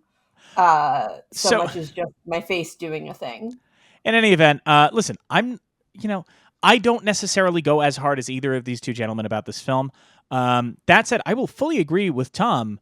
Listen, I'm not going to argue that there was a better movie musical that came out this year than Emilia Perez that did not get Oscar love. But that being said, here's my thing with this movie. I don't feel as strongly as they do, and I also don't feel as strongly as awards voters or the people against the film. Because when I finally got around to watching Emilia Perez, I could not understand how anybody could feel anything one way or another about it. Here's the thing about Emilia Perez that is fascinating to me, is that this is a movie that happens all the time. Insofar as, maybe not a musical about a trans woman running a cartel, but this is a movie that happens all the time, which is a movie comes out at the Cannes Film Festival from like a, semi-prestige director, and the people who saw it at Cannes go, huh, that was an interesting, weird little curio. And then it doesn't get distribution. Nothing happens with it. And then a year later, it shows up on Mubi or Tubi. And you go, Jacques Audiard. Oh, that's that Jacques Audiard musical that played at Cannes. I should watch it. And then you watch it and go, yeah, that didn't really work, but whatever. That is the lane that this movie is begging to be in. And so what's weird about it is this whole hype around it. It should have never gotten to this place. It is exactly, and I think the thing that struck me, so I heard about it when it played at Cannes and it won the award for all the actresses. And then when it started getting this buzz and it got Netflix and all of that, I started to go, oh, interesting. I'm excited to check this out because it sounds like it could be interesting. It's another one where Tom watched it before me, and Tom came out and was like, piece of crap. And I was like, I don't know, man, maybe it didn't work for you. But like, before I watched it, I was like, I really like Pedro Almodovar, right? And I'm sure, just based on everything I'm reading about this, that this is going to have Almodovar energy, right? This is going to have women on the verge of a nervous breakdown energy, right? And listen, to be clear, part of the reason I thought that is like, I know Tom has seen Rocky Horror Picture Show. That doesn't work for him. It really works for me. Tom doesn't have a lot of, doesn't really like camp. I really like camp. So then I watched this and I'm like, nothing about this movie is campy. How is nothing about this movie campy? That's what you're supposed to do. This is supposed to be fun. That's the whole point. That's the entire reason you make a movie like this. There, everybody was clowning on the scene of the I want to talk about sex change operation. And when I saw that clip isolated, I was like, oh, hell yeah. This is dumb, like intentionally like campy and over the top. And then I watched the rest of the movie around it and went, how is none of the rest of this movie bringing that energy? Right? It's just a misfire. And again, I'm not angry at it. I just looked at it and went, yeah, this is a weird misfire. This should have never been. It was the closest thing I can think of with Emilia Perez is in the Olympics this year. You guys remember that Australian breakdancer woman who went viral? Because she was just ill-prepared and flopped hard. And everybody just kind of went, how did somebody this unskilled make it to the Olympics?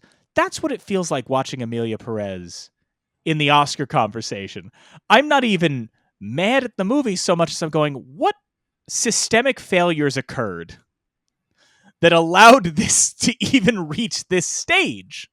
It should have been on Tubi next year where I go, oh, the guy who won the Palme d'Or for Dupin, what's his new movie? Because that, my final note on this, that's the craziest thing to me, is that if you showed me Vox Lux and you showed me Dupin and you said one of these filmmakers made The Brutalist and one of these filmmakers made Emilia Perez, I'd get it wrong. I'd get it very, very wrong. It's like the Wesley Snipes bit on 30 Rock. You'd be like, you pick that one every time. I guess the last thing I'll say is in the matter of the songs, because we mentioned, there was acknowledged that the songs are not very good. No, the songs are not very good, and the thing that's extra irksome about it is that with the exception of one song that I think is fine, every single musical number in this movie has a moment that just completely undercuts it. Like, it's this odd thing where, like, every time you start to go, oh, this number's all right, this number's good, something happens where you're like, why? Why did you have to just wreck this? You just killed the momentum. Every time. That one where she's singing with the doctor, right? And it's the lady, I know you wanna ba-ba-ba-ba-ba. Fine. Good. Good song for a musical. And then there's just a weird moment where it makes Zoe Saldana go, everyone who's ever been, I'll never let you down. You're like, what is this? What's happening here? The number that is undoubtedly going to win the Oscar because it's the only song from this movie that they have played in any of the marketing, El Mal. The actual El Mal number, pretty solid until it just adds in Carla Sofia Gascon singing operatically in a pitch that doesn't match the rest of the song. It's very weird. It's very odd. Again, I don't feel as strongly as anybody else because I just it's such a non-entity. It's such an Olympic break dancer of a movie. It's the only way I could put it. So anyway, Emilia Perez. Next, we are discussing I'm Still Here, and we're going to kick it off with Tom. Okay, so I went into this movie only because it was nominated for Best Picture. I was trying to catch up on everything. I only had a few movies left. This was one of them. When the nominations came out, I had a pretty good year, having seen most of the stuff already. And I went in not knowing a thing about it. I knew it was a foreign picture, but I saw a poster for it maybe, and so just like a poster of an old Brazilian woman, I was like, oh, is this going to be like something that fucking Phil likes, where it's about a middle-aged woman, like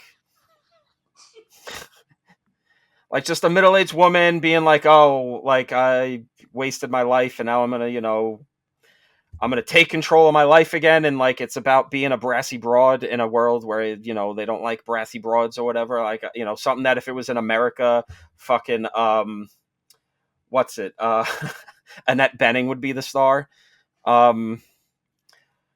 That is not this movie at all.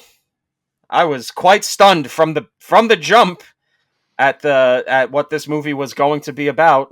Title card, 1970s Brazil during the dictatorship. I was like, oh fuck, what? Okay.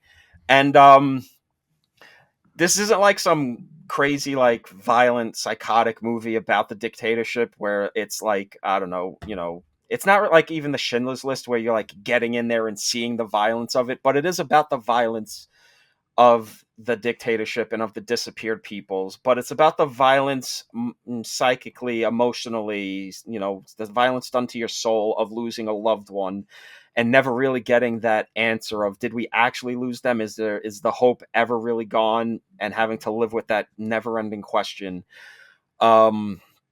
Yeah, it's about a family. They're a pretty well-to-do family in Brazil at the time. Wouldn't say they're like, Harrison Van Buren or anything, but they've got money. They're doing okay, better than a lot of people, and we get pretty quick sense of what life is like. That even for them, where the daughter, she's the 70s, she's kind of a hippy dippy kind of girl, hanging out with guys that would end up becoming lawyers for stockbrokers or whatever. But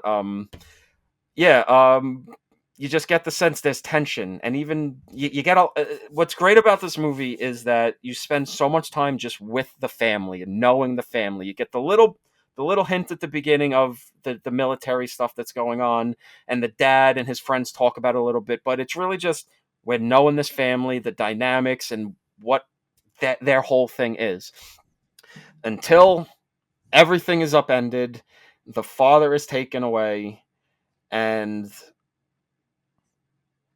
the mother has to sort of come out of her shell. And not that this is a movie that's like, oh, she was wrong for like being a stay-at-home mom her life. It's not that. It's like, no, they had a good family, but now she has to step up, and she starts finding the reserves of strength and resilience within her, and how this woman and her fight for getting the truth about what was going on at such a horrific moment in history changed things. That she is kind of a historical like entity. She's an important person.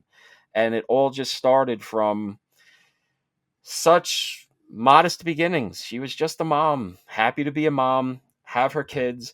Was a little upset how many times they eat souffle in the movie. It seems like the only thing they eat. Maybe change up your diet. I don't know, but that's just me. I'm Italian. We eat too much.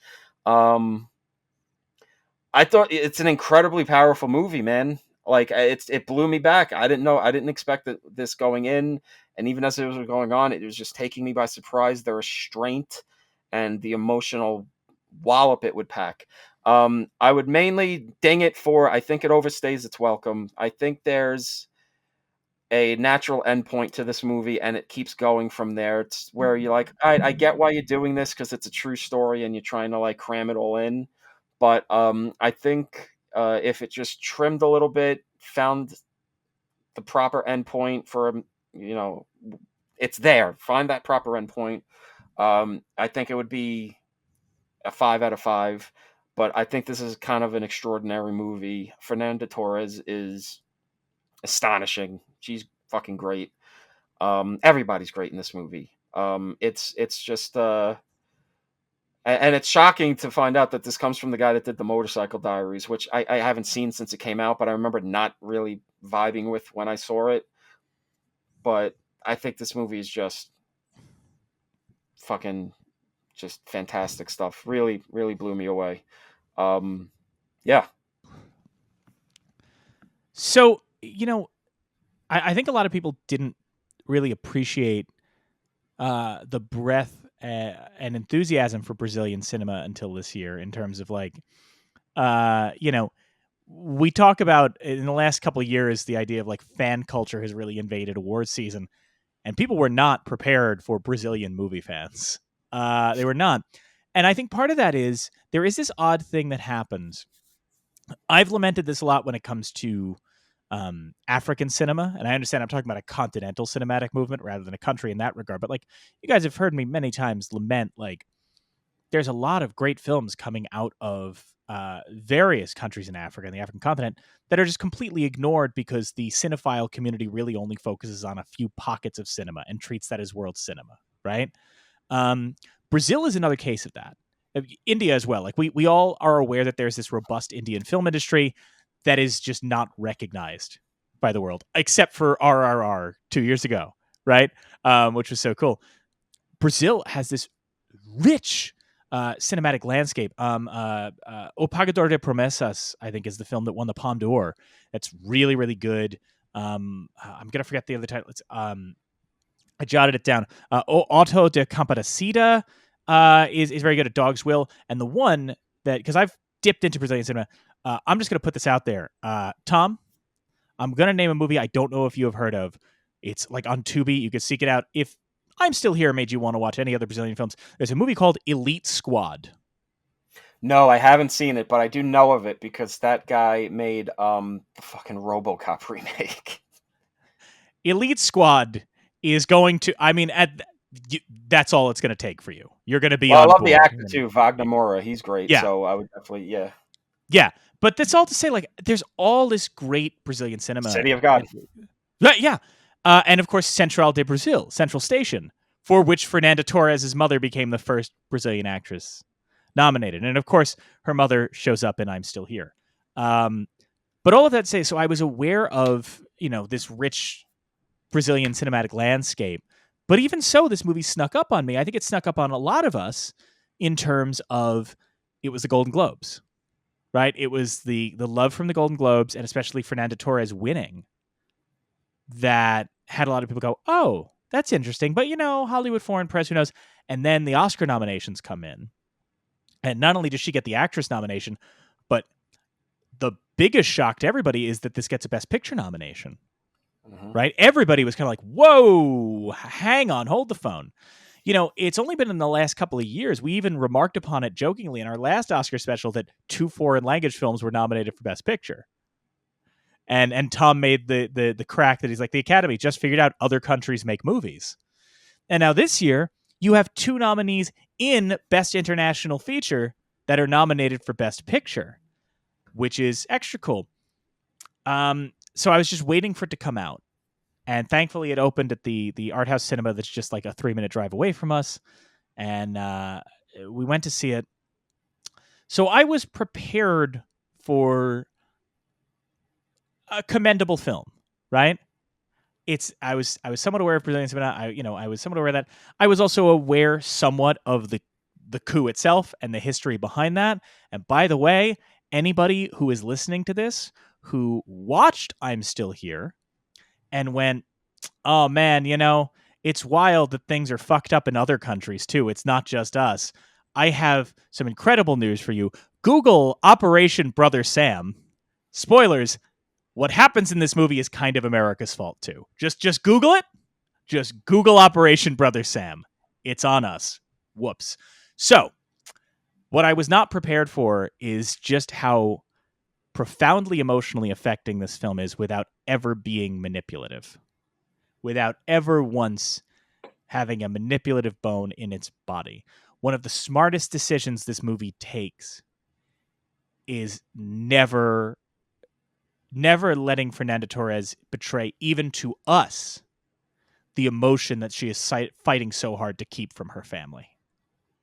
There is a reason why the only clip they're using for awards campaigning is her yelling at the car after the dog incident.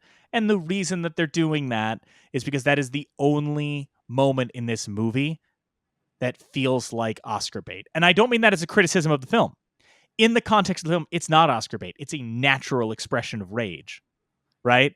But this movie is so careful to never actually dip into melodrama that you almost feel like the people working on the awards campaign are like, this is too subtle for people who are stupid. We need something. And I love it.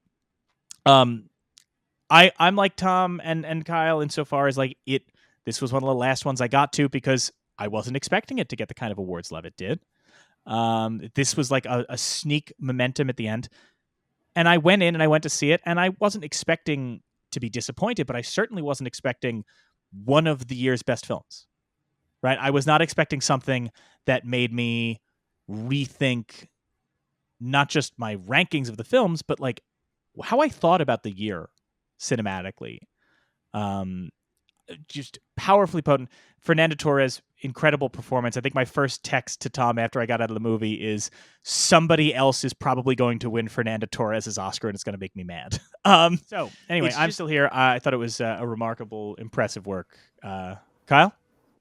I share a similar sentiment in that it made me rethink about all of the other films that I had seen for Best Picture that year. This was the last one that I saw. I literally saw it 2 days ago, so it's relatively still fresh in my head. More so that I was curious why I didn't find it as impactful, because it did it did the one thing that 2 other films that I really enjoy couldn't do. One of the things I really liked about The Brutalist is its ability to put you into that world and to have you focus in on this character that ultimately never existed.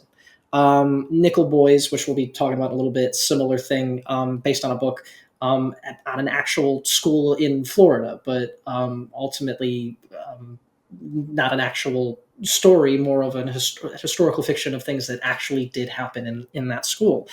I'm Still Here is an actual story that actually happened to somebody, and for some reason that aspect of it didn't translate to me. And I don't inherently know why. The one thing that I did appreciate about this film, that I did find a little bit eerie and a little bit ominous as we're navigating the next couple of weeks, is the subtle scene towards the halfway moment when the hippie daughter comes back. And she's all freaked out. It's the first time she's really like, what the fuck is going on? Like, why isn't anybody like up in arms about this or anything? And everybody else is like, yo, we don't talk about that here. It's like, yeah, but they're talking about this everywhere else. And it's the first time where you really get a sense of, even though there's not a lot that we're finding out in real time in Brazil with these characters, that there is an entirely different narrative about what is going on and what is able to be communicated across the world. And the fact that we don't really get the full scope of that unless you do know the events of this coup, the film really doesn't give you any of those details until the end. And it's up to you whether or not by then it is quote unquote satisfying, or if it's just so exhausting to get that closure that the movie spends 25 years navigating. So I like this film a lot. I just am surprised at how much it didn't inherently sway my ranking one way or the other. But I don't think that is a reflection of the quality of the film.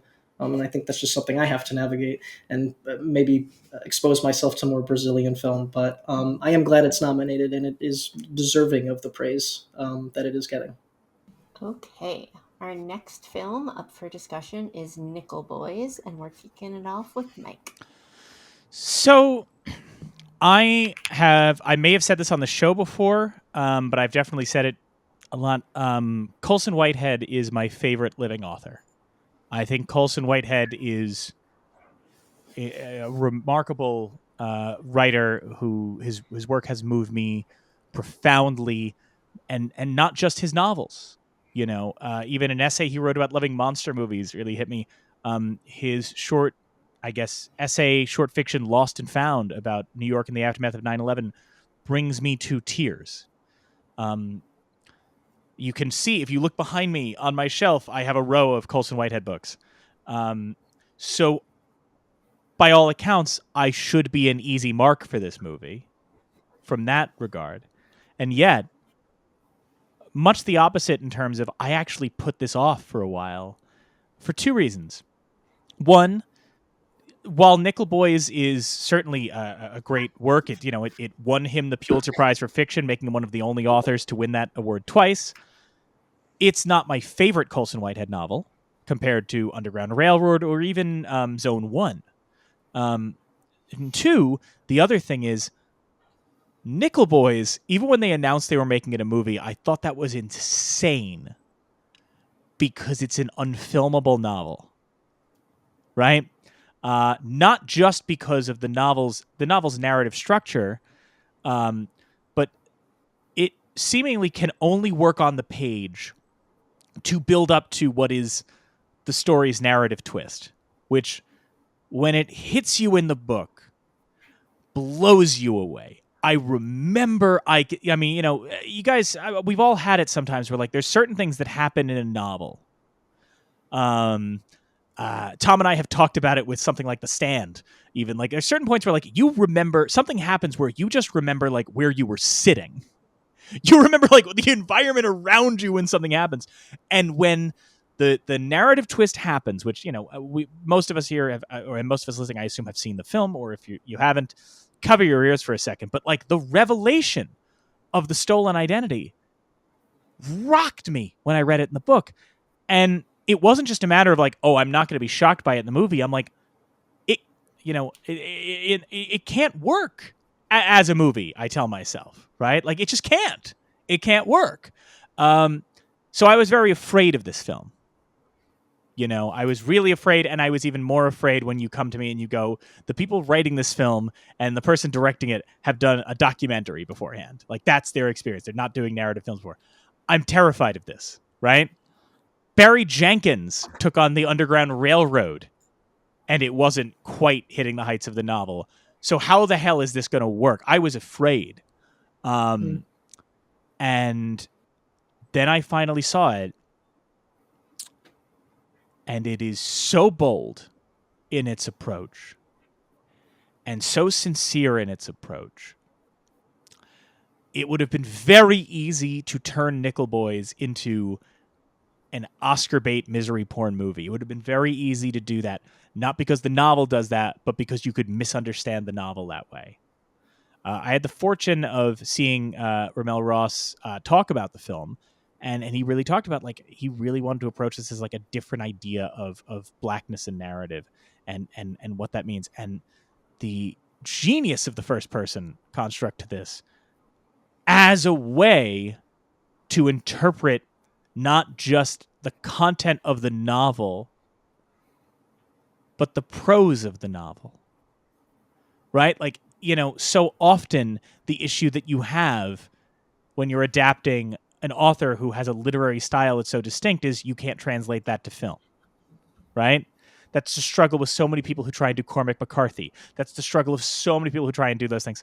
It's kind of the reason, not to take it this one, but like the reason that you have Danny DeVito in LA Confidential at all is to capture the narrative style of that novel and the literary language of that novel.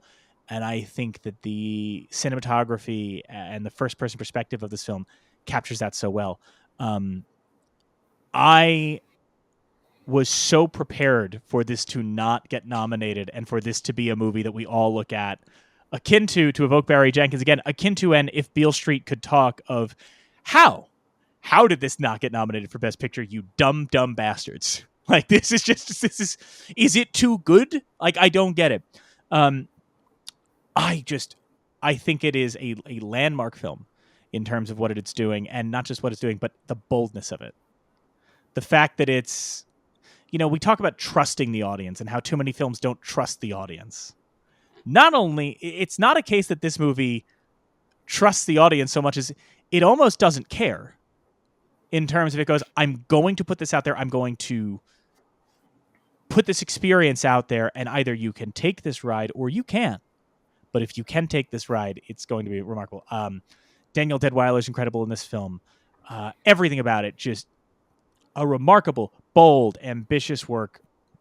And just really, I don't know. It's translating a great American novel into a great American film in a way that I just think is commendable and captures an aspect of the American experience that I never thought would be captured that way. It's not exploitative. It's not derivative. It's just a hell of a picture all around. Just, my God, what a picture. Yeah, Kyle? I agree. Yeah, you navigated, or you mentioned,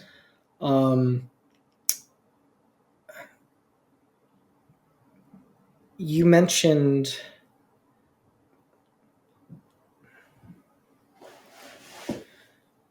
the cinematography, almost not caring whether or not the audience is willing to be on this journey or not, or doesn't even care. And I almost love that in a way, because that first person narrative is so reminiscent to me of playing video games, that like I almost thought it was such a bold choice that instead of so many of these stories, we sort of have the ability to separate ourselves from the trauma that's happening or the indecency that is happening, and sort of being like, well, yeah, this is awful, but I'm not a part of it. I am watching it, but I am not an active participant. And this film forces you to be a participant.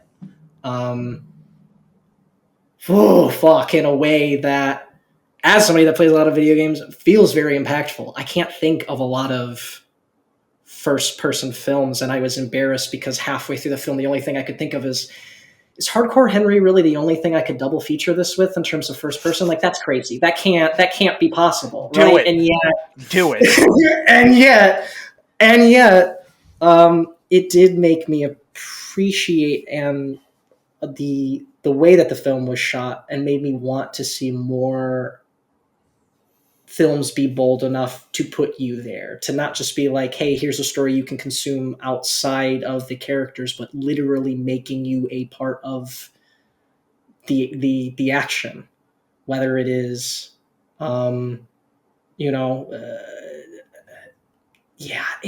it's so good, and it's such a hard film, and it's one that I've seen I think 2 or 3 times now, that I've like actively put a warning to friends and family on, not because it's like, oh, it's too intense, but just like, hey, this is going to be a lot and there's no turning it off. And the way this is framed, like, really puts you in it.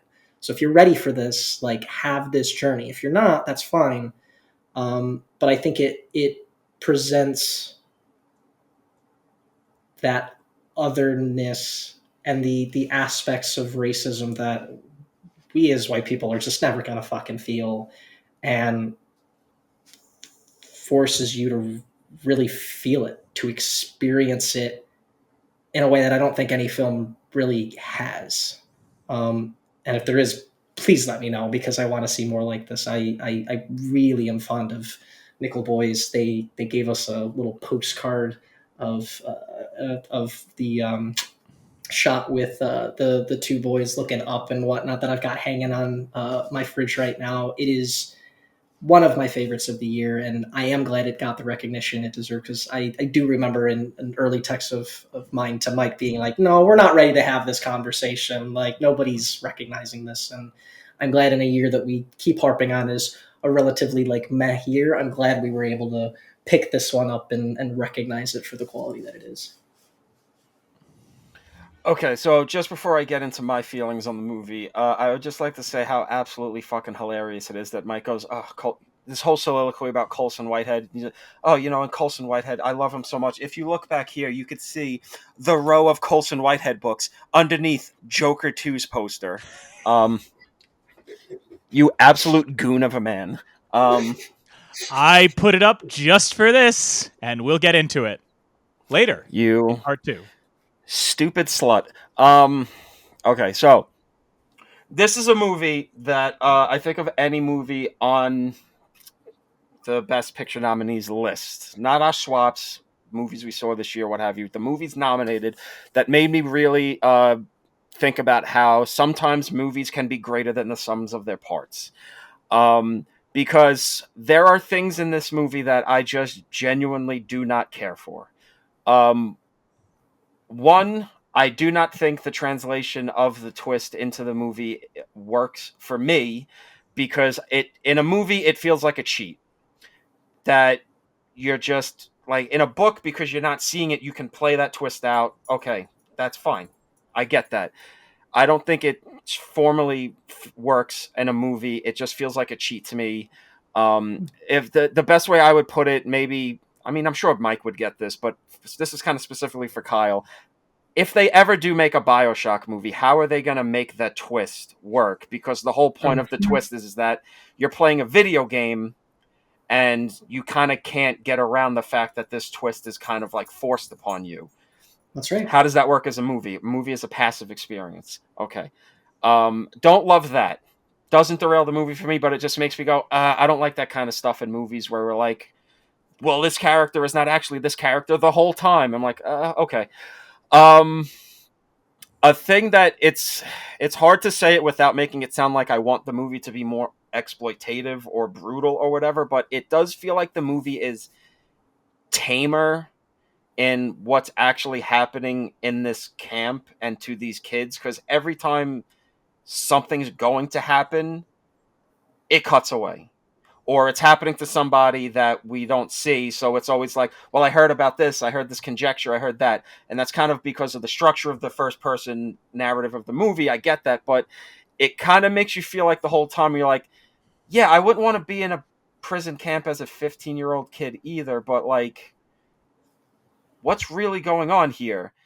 And, you get the reveal at the end, they're fucking killing kids and burying them in goddamn ditches, and that's not fun, but it kind of, like, leaves you feel a little like, what's really going on here? That's me. And ultimately, I don't like the first-person thing. It is quite obnoxious to me.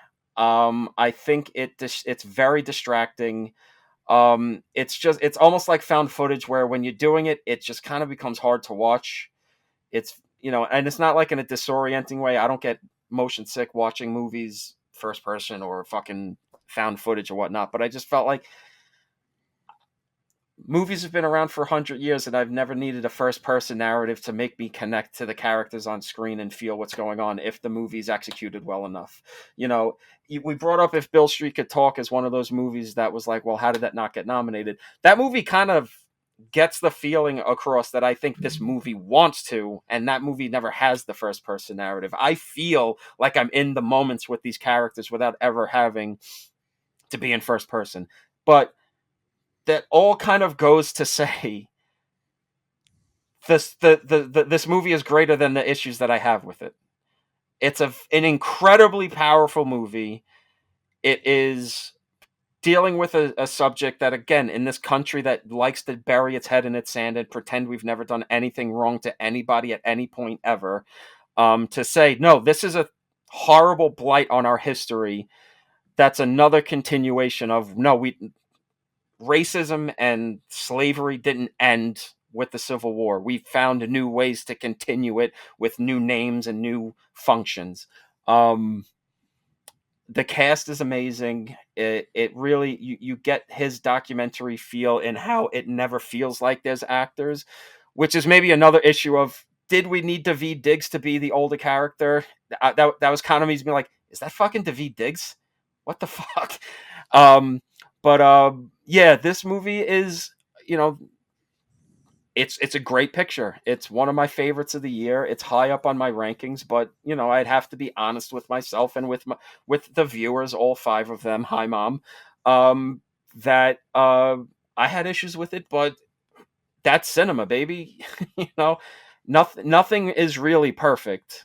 Art is about the humanity in it, and humans are flawed, and every movie's flawed. Even if you can say something's perfect, it's not. So I think this movie's fucking great, but there you go. I had issues, but I think you can overcome them. Okay, our next movie is The Substance. I get to start. I have the privilege of talking about The Substance. I love this movie so much. You get to be the Demi Moore of this conversation. Hell yeah, man. I'm so excited. I love this movie. I alluded to at the beginning that when I saw this was easily my favorite film of the year up until truly the very last minute. This was a total left field pick for me to watch one day. I had got a recommendation from a friend, and I had literally no frame of reference for it whatsoever. And by the end of it, I was in absolute shock. I love everything that this movie does. I love what it has to say. This is Demi's Birdman, and it's so much better than Birdman. Instead I saw a little face, but I fuck with this film and love how in your face it is about the messaging behind it. I love that it is willing to balance the artificial beauty that we have in terms of Hollywood standards and really just get into the grotesque destruction and just the ugliness that putting your soul into that results in. I fucking love this movie. I can't believe that it's getting the recognition that it is. If you had told me at the end of September that we would have even been talking about it, knowing what was down the pike, like I wouldn't have expected people to be giving it the attention it is. I am so pleasantly surprised to be wrong. I think this deserves everything that it is discussing.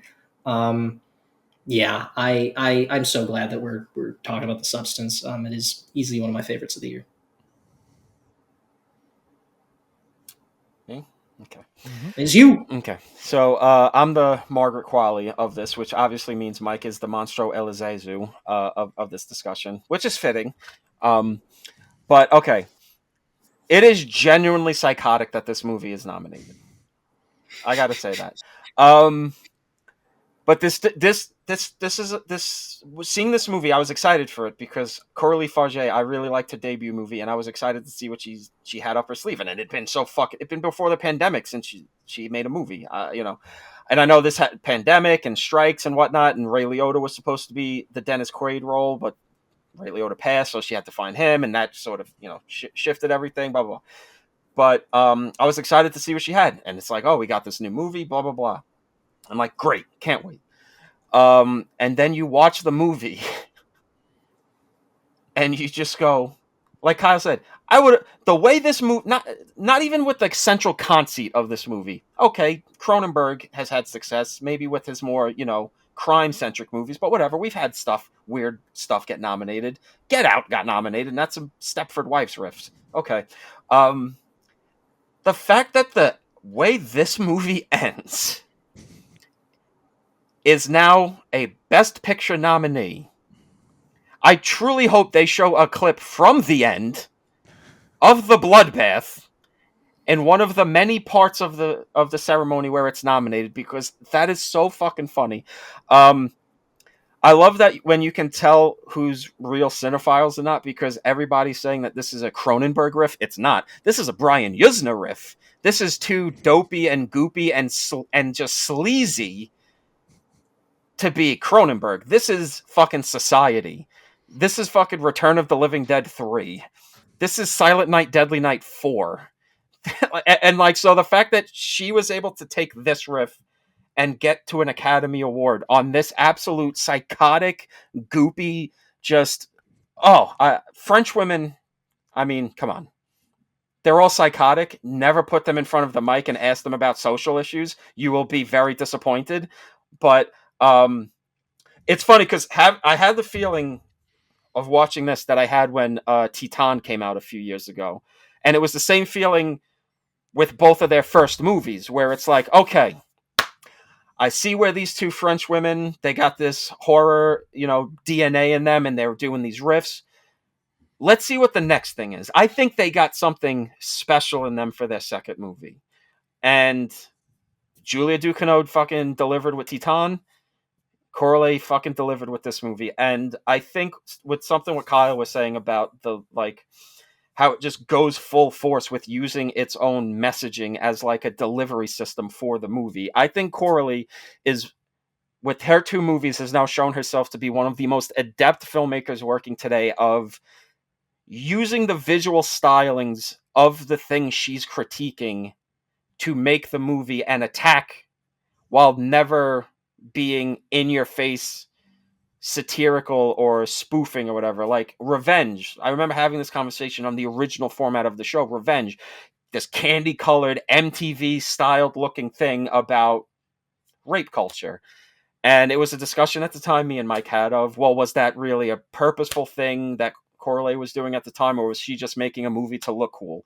And I think with the substance now, using that look of the fitness programs and the way Hollywood and whatnot prioritizes, youth and looks and good looks and the falseness of the beauty and everything, and taking that sheen of Hollywood and turning it on itself, I think she's one of the most adept at messaging, being a part of the visual style of the movie. I think this was an out of control fucking great movie. Demi Moore's, the performance of a career. I wouldn't say it's her Birdman, because this is a good movie. Margaret Qualley continuing her run of being one of the best, most exciting young actresses of the day. Dennis Quaid just fucking eating them shrimps, boy. Just eat them shrimps all goddamn day, you scene chewing piece of shit. One of my favorites of the year. One of only two movies nominated this year that I gave 5 out of 5 on my Letterboxd, but I will say I do think the movie's a little too long.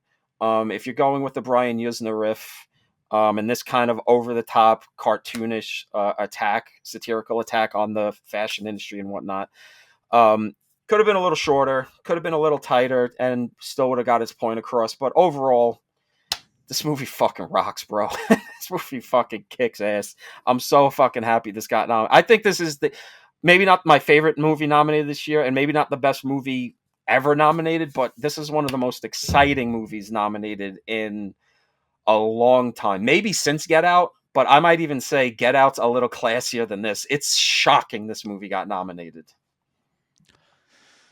So I went in with a much different energy for this, in terms of, not that I was prejudging it, but I did not like Revenge, her previous film. I thought that movie was tedious, and I still do. So I was not optimistic there. And also, by the time this film came out, I had heard people online, like horror fans, going, Demi Moore might get an Oscar nomination. Demi Moore, you know what, should get an Oscar nomination for this. And the one thing I'll say that I think Tom will back me up on is horror fans are exhausting with this shit, because they say this every year, most times about actresses in movies who just yell. Like, the fact that I still have trouble with the amount of times I see people go, obviously, one of the most egregious Oscar snubs of all time was Toni Collette for Hereditary, where I still go, was it? But even like seeing it this year, there were people after the Oscars came out who were like, the fact that the lead actress from Smile 2 was not considered. God. What the fuck are you doing? Shut up. Just shut the fuck up. And I still get that way with horror. Like, honestly, this year I'm still that way with horror fans because when I saw people after the Oscars come out go, I mean, the fact that there were only 4 nominations for Nosferatu and the fact that nobody even talked about Trap, and I just went, shut the fuck up. The Substance is nominated for picture and director and actress. Shut the fuck. Do you not take the win? Take the goddamn win, you psychopaths. Because that's the thing. I agree with everything that Tom and Kyle were saying. It's insane that this movie is nominated for Best Picture. It's absolutely insane. And I loved it. I loved the ride. You know, I just complimented The Brutalist earlier for being like, this is a movie that trusts its audience. This is a movie that is extraordinarily subtle. And I loved The Substance, which is the exact opposite. This is a movie that beats you over the head with everything that it wants to say. This is a movie that vomits up what it wants to say like a torrent of blood hurled at an audience. Hell yeah. Like, the Monstro Elisa Sue is in a Best Picture nominee. It's the best. What the fuck do we have to complain about at all? Now, don't get me wrong. I mean, Emilia Perez, but let me make my point. Let me make my I know case. it's a joke. What do we have? You know, that all that being said, I'll be 100% real with everybody. There is a limit to this for me in terms of I'm very happy that it's nominated for Best Picture, especially because, you know, this year, Anora, the Palme d'Or winner, nominated for Best Picture. The Palme d'Or winner has been nominated for Best Picture every year since Titan was snubbed. And Titan didn't get any awards recognition because it was too weird for the Oscars. And that's kind of why nobody thought The Substance was going to play as well as it did, because it's too weird for the Oscars, but apparently not. And I think that's cool, right? I do think that's cool. That being said, and would I love if Fernanda Torres won Best Actress? Yes, but I'm fine with Demi Moore winning Best Actress. God bless. Have a wonderful time. There is a part of me that does kind of feel like I'm glad that it is getting the recognition that it's getting nominations-wise, but there's a certain thing. We've talked about it with movies that we even like, where there's a part of you that's like, but boy howdy, if it like swept picture and director and all of that, we'd kind of go, oh, I don't know if this is good for its long-term reputation. There is a point where I'm with The Substance where I couldn't get, you know, Tom said it's one of the ones he gave 5 out of 5 to. I wish I could get to 5 out of 5 on it. I agree with it's a little too long. I think there is a certain point, while I love the audacity of the movie and I had a great time watching it as a movie, there is a point when I'm putting on my critical lens that there are certain points in the movie where your brain goes, all right, I got it. We can move on to the next point now. I got it. But that ending is insane. I think it's one of, you know, I love Demi Moore in it. You know, I love the audacity of the movie just using the Vegas language of, it's the big New Year's Eve show. Great. Cool. Fucking great. Again, I had a wonderful time with it. I have no qualms with The Substance, right? I'm happy for it. And I think if it wins the things that everybody thinks it might win, which is actress and possibly screenplay, I think we can all go home happy at the end of the day. But at the same time, I do want to make sure that we keep this in perspective in terms of like, it's fucking dope that a horror movie this audacious got nominated. Let's take the win. Let's just take the wins. So that's where I am at on The Substance. Okay, the substance of The Substance has been discussed, and now we are going to talk about our final movie for Best Picture. And you know what? When you guys are done, I'm going to chime in because it's the only one I've seen this year. But we're going to talk about Wicked, and we're going to kick it off with Tom. What movie is it, Amanda? We didn't say the title. Wicked, Tom. Wicked. Bad Picture. Yeah. I've known about Wicked for quite a long time. You kind of can't not if you live in New York and ever have any sort of proximity to people that go to the theater, be it theater kids or white women. They don't shut up about it. I've never seen it because, one, I don't care about The Wizard of Oz, so I don't need to see a prequel about how all these dumb things happened before The Wizard of Oz. I didn't need to, I don't need to know that there's a Harry Potter school for witches, but also not witches, which is a thing. Oh, you're going to be the one I take under my wing to become a sorcerer. Then what are we doing at this school? Yeah, which is also, it's Shiz University, which is just how does that get past the first draft, man? Every time any of these imbeciles said Shiz University in the movie, I wanted to go shoot somebody. So it's got, I'd read up on the Wikipedia before, years ago, when people were like, oh, Wicked, you got to see Wicked. And I'm like, no, I'm absolutely not doing that. I don't care how much sex you give me. So I knew it was filled with all this stupid prequel bullshit that I just find tedious when it's not about IP that I don't even fucking care about. But the movie's here. It's made a lot of money, which means the Oscars had to give it the box office slot for Best Picture this year. So I went to see it, and by went to see it, I borrowed the 4K disc from Mike because I'm going to give it a fair shot. I got a bad back, bro. I'm not going to a fucking movie theater for 3 hours to watch a movie that's already testing my patience. I need to be home. So if my back starts affecting my mood, I can get up and walk for a bit and get the kinks out. So what I can say is that this is not Emilia Perez. This is not Joker 2. This is at least functional as a movie, even if it is like Dune 1, not a full movie. It's half a movie. It ends when things are actually oh, there's rising action now. Yeah, I don't get the attraction of this thing. At least on the story level, I don't get it. It's got a good look and the choreography's good.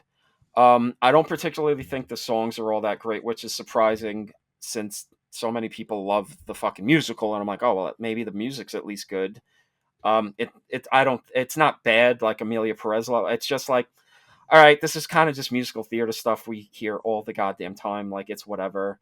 Choreography's good. It looks good. Costume, like the technical craft on display is at least okay, this movie cost $200 million. It at least looks like people who've made movies before worked on this. I just can't connect to the story of this thing, man. Even if you take the Wizard of Oz IP stuff out of it, it's just got that young adult fantasy shit where it's always trying to make points about the world, and it's all right, bro, you're trying to make a statement about racism because, oh, she's green and everybody's weird about it. And I'm like, all right, but a bear was her midwife. We're kind of past the Rubicon of being weird about people's differences when you have shit like that going on. So I mean, I get it, and it's oh, it's actually going to be about fascism. The wizard's a fascist. He's and Michelle Yeoh's his Goebbels, and I'm just so what you're trying to tell me is that in The Wizard of Oz, we watched a young girl kill a Nazi rebel fighter? That's the story of The Wizard of Oz you're trying to now recontextualize? That's kind of weird, man. I don't even like The Wizard of Oz, but now turning it into, well, actually the wizard's a Nazi and we killed the only one who was trying to stop the Nazis from taking over. Kind of odd. Yeah, it's just a thing that's it's going to bounce right over me. And, I wish I could like it. But man, I just found it tedious. And again, a conversation that happened for the 2 years or whatever before it actually came out. This is something you got to split into 2 movies. The first movie is longer than the actual play. What are we doing? And you can feel it. You feel it. You feel the padding. Sorry to say. But it's not unwatchable. If this is the kind of thing that you can that you do tend to roll with musical theater stuff or young adult fantasy, what have you, honestly, you could do a lot worse. This isn't like, fucking Divergent or whatever, it's, I don't think it's good, but at least it's like functionally a movie, which is like something I can't say about two musicals released this year. And it's sad that the best musical released this year has gotten no love at all from the Oscars, or at least one love. I don't know. I don't remember the original song category or whatever. No, it didn't, because they tried to pull a fast one. You fucking monkey business idiots. Yeah, not my thing, but honestly, I can't even get my lather up about this movie. It's just like, all right, whatever. It happens. So I think there might be a lot of people, or not a lot, I'll say there's a portion of our audience who perhaps bristled at one thing Tom said because they know Tom, like we know Tom, which is that, look, let's just be honest. When Tom said, I borrowed the 4K from Mike because, look, don't get me wrong, I'm going to give this thing a fair shake. I think some people perhaps bristled at that because I think some people perhaps knew that since this movie was announced before there was even a trailer, Tom looked at that and went, that's going to be a piece of shit. But what might surprise them, especially with what I'm going to say later, is that I was right there alongside him every step of that. When they announced this movie, I also said, that's going to be a disaster. And when they announced the cast, I went, this is going to be a nightmare. And when they said it was going to be in 2 parts, I went, this is going to be hell. Because, now, I was a theater kid. I had that Wicked soundtrack memorized. I didn't end up seeing Wicked until I was about 18, but it came out when I was 13. I knew that soundtrack back and forth. I read the book. I loved the music. It was a moment. It was a phenomenon. When I ended up seeing it at 18, one of the issues I had was that I felt like one of the problems is Idina Menzel and Kirsten Chenoweth, who originate the roles of Elphaba and Glinda, are so totemic in those roles. Not just because of their performance, but they have very distinct voices. And everybody else that came after them, you find that they are either impersonating Chenoweth or Menzel, which sounds bad, or they're trying to do something different than Chenoweth and Menzel, but your brain, because you know the soundtrack so well, goes, that's not as good, right? Like, that's just the thing. So I was dreading this movie, right?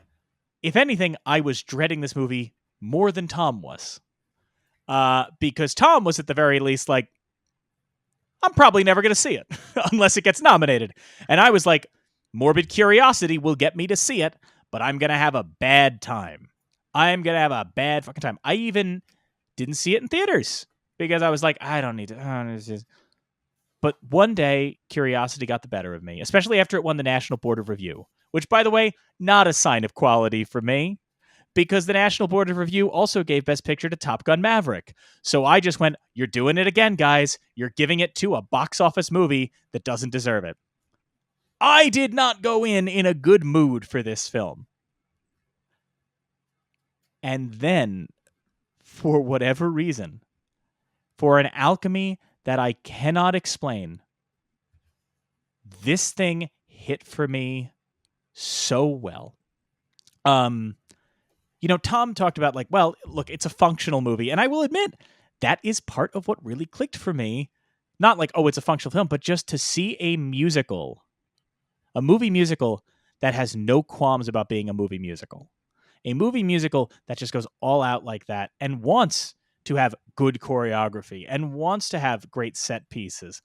I'm telling you, from the beginning, when they're doing No One Mourns the Wicked, right? And Galinda is doing her, well, I did know her once. There was a part of me that just kind of, I had a moment in my seat where I just was like, oh shit, is this going to work? Is this going to work? It was surprising to me because, again, was not optimistic at all. And I wish I could sit down and kind of go like line by line, like this worked. But the thing is, like, I'm not trying to just bounce off of things Tom said, but I kind of have to hear the thing that he said about Nickel Boys is kind of how I was with Wicked, where I was like, it's greater than the sum of its parts insofar as like I can't necessarily sit down to you and say like I loved Cynthia Erivo's performance or anything like that. But for whatever reason, when that movie ended, I just stood up and was like, I feel energized. I feel good. I feel like I just saw something. We talk about on the podcast like Gigi is a kind of movie we don't get anymore. And I was like, hell yeah, this is what it feels like to leave Gigi when you see it in the theater. Like this is what it's like. It's just like, let me entertain you for a bit. I was so into it, and it made me feel so good. It made me just feel, and there's not a world where I expected. Well, first of all, there wasn't a world where I expected this to be a picture nominee before I saw it. After I saw it, there is not a world where I would have expected that this was one of my top movies of the year. There is not a world where I would have expected I gave this 5 fucking stars. Not a world. But for whatever reason, this thing just worked. And that's all I can say about it. It's like, it just, for me, everything just worked. And it made me feel. And that's all I can say for it. Kyle? And I'm TBD in that category, in the sense that it's funny. I, first of all, loved Wicked when I saw it, but I don't think it resonated as much, because what we've kind of talked about a little bit with Dune is I'm waiting for that second part. I didn't find myself resonating with it as a lot of the people that I work with did, or feeling energized in the way that it sounded like you needed in that moment, Mike. But I did obviously get out of that theater and recognize, hey, if Universal is going to throw $500 million to make this thing, like, it looks damn good. I'm seeing what they are doing.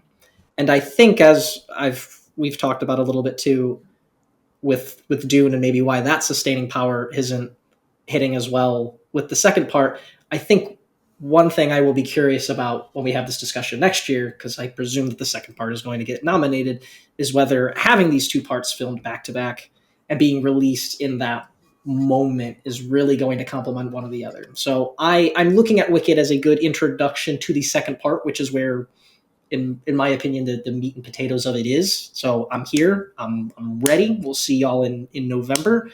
But I am not sitting here praising its name in the way that I have with these other films. I hope to have a completely different take when that second part comes out. But for now, the only thing I can really appreciate for it is the technical aspects of it, the production value, the music and sound. These parts do work and are building to something that I hope in part two I can say really just hits home for me.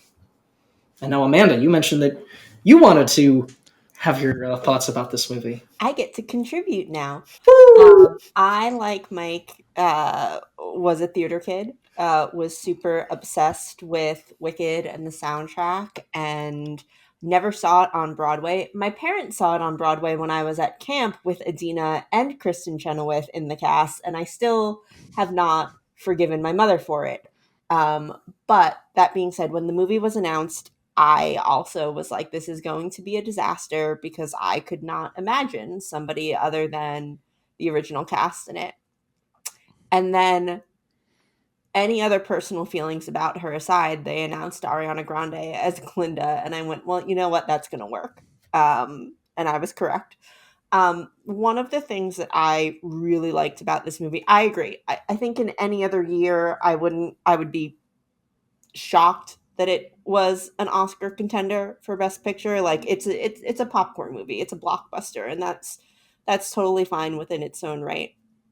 But I think that the one thing that I was surprised by, because I went into it going, I think I'm gonna like it, but I don't think I'm gonna love it, is I think, because I've seen like a bootleg recording of the Broadway performance, the actually having it in a movie where they could show the world of the Wizard of Oz that we are familiar with from the Wizard of Oz, instead of it being contained to a soundstage, actually having I think that there are a lot of things in the musical itself that kind of get lost in translation while you're suspending your disbelief for that.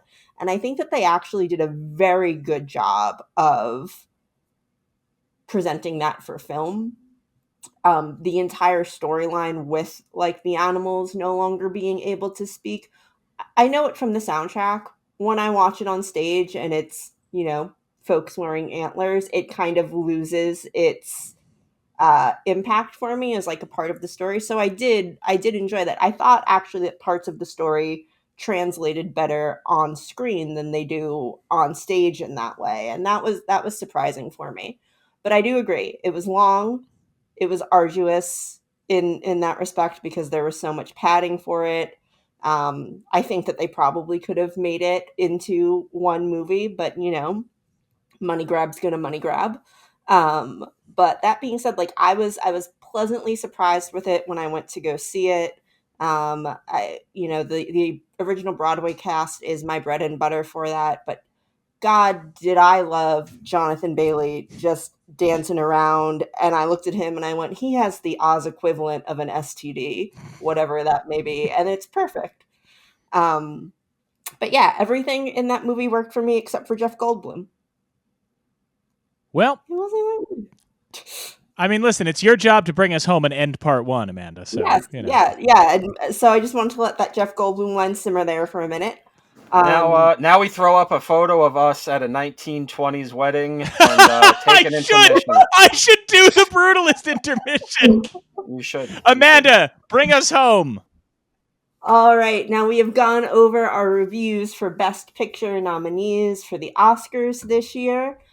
What did we think was the best? What did we think was the worst? What did we think got snubbed? And what's our take on every other category? You guys are going to have to sit back and wait for part 2. You get a break. I don't, except I am going to make a quesadilla in between recording. But we will be back with part 2 soon to talk about the rest of the crack. I just realized, God damn it, we're doing a Wicked. We're splitting it into 2, and we're ending at the part people are waiting. We're doing a Dune. Both of those movies got nominated this year. The first one and the second one of each respective fucking thing. It sucks. Stop with the sequels. Give me a fucking movie, man. Alrighty.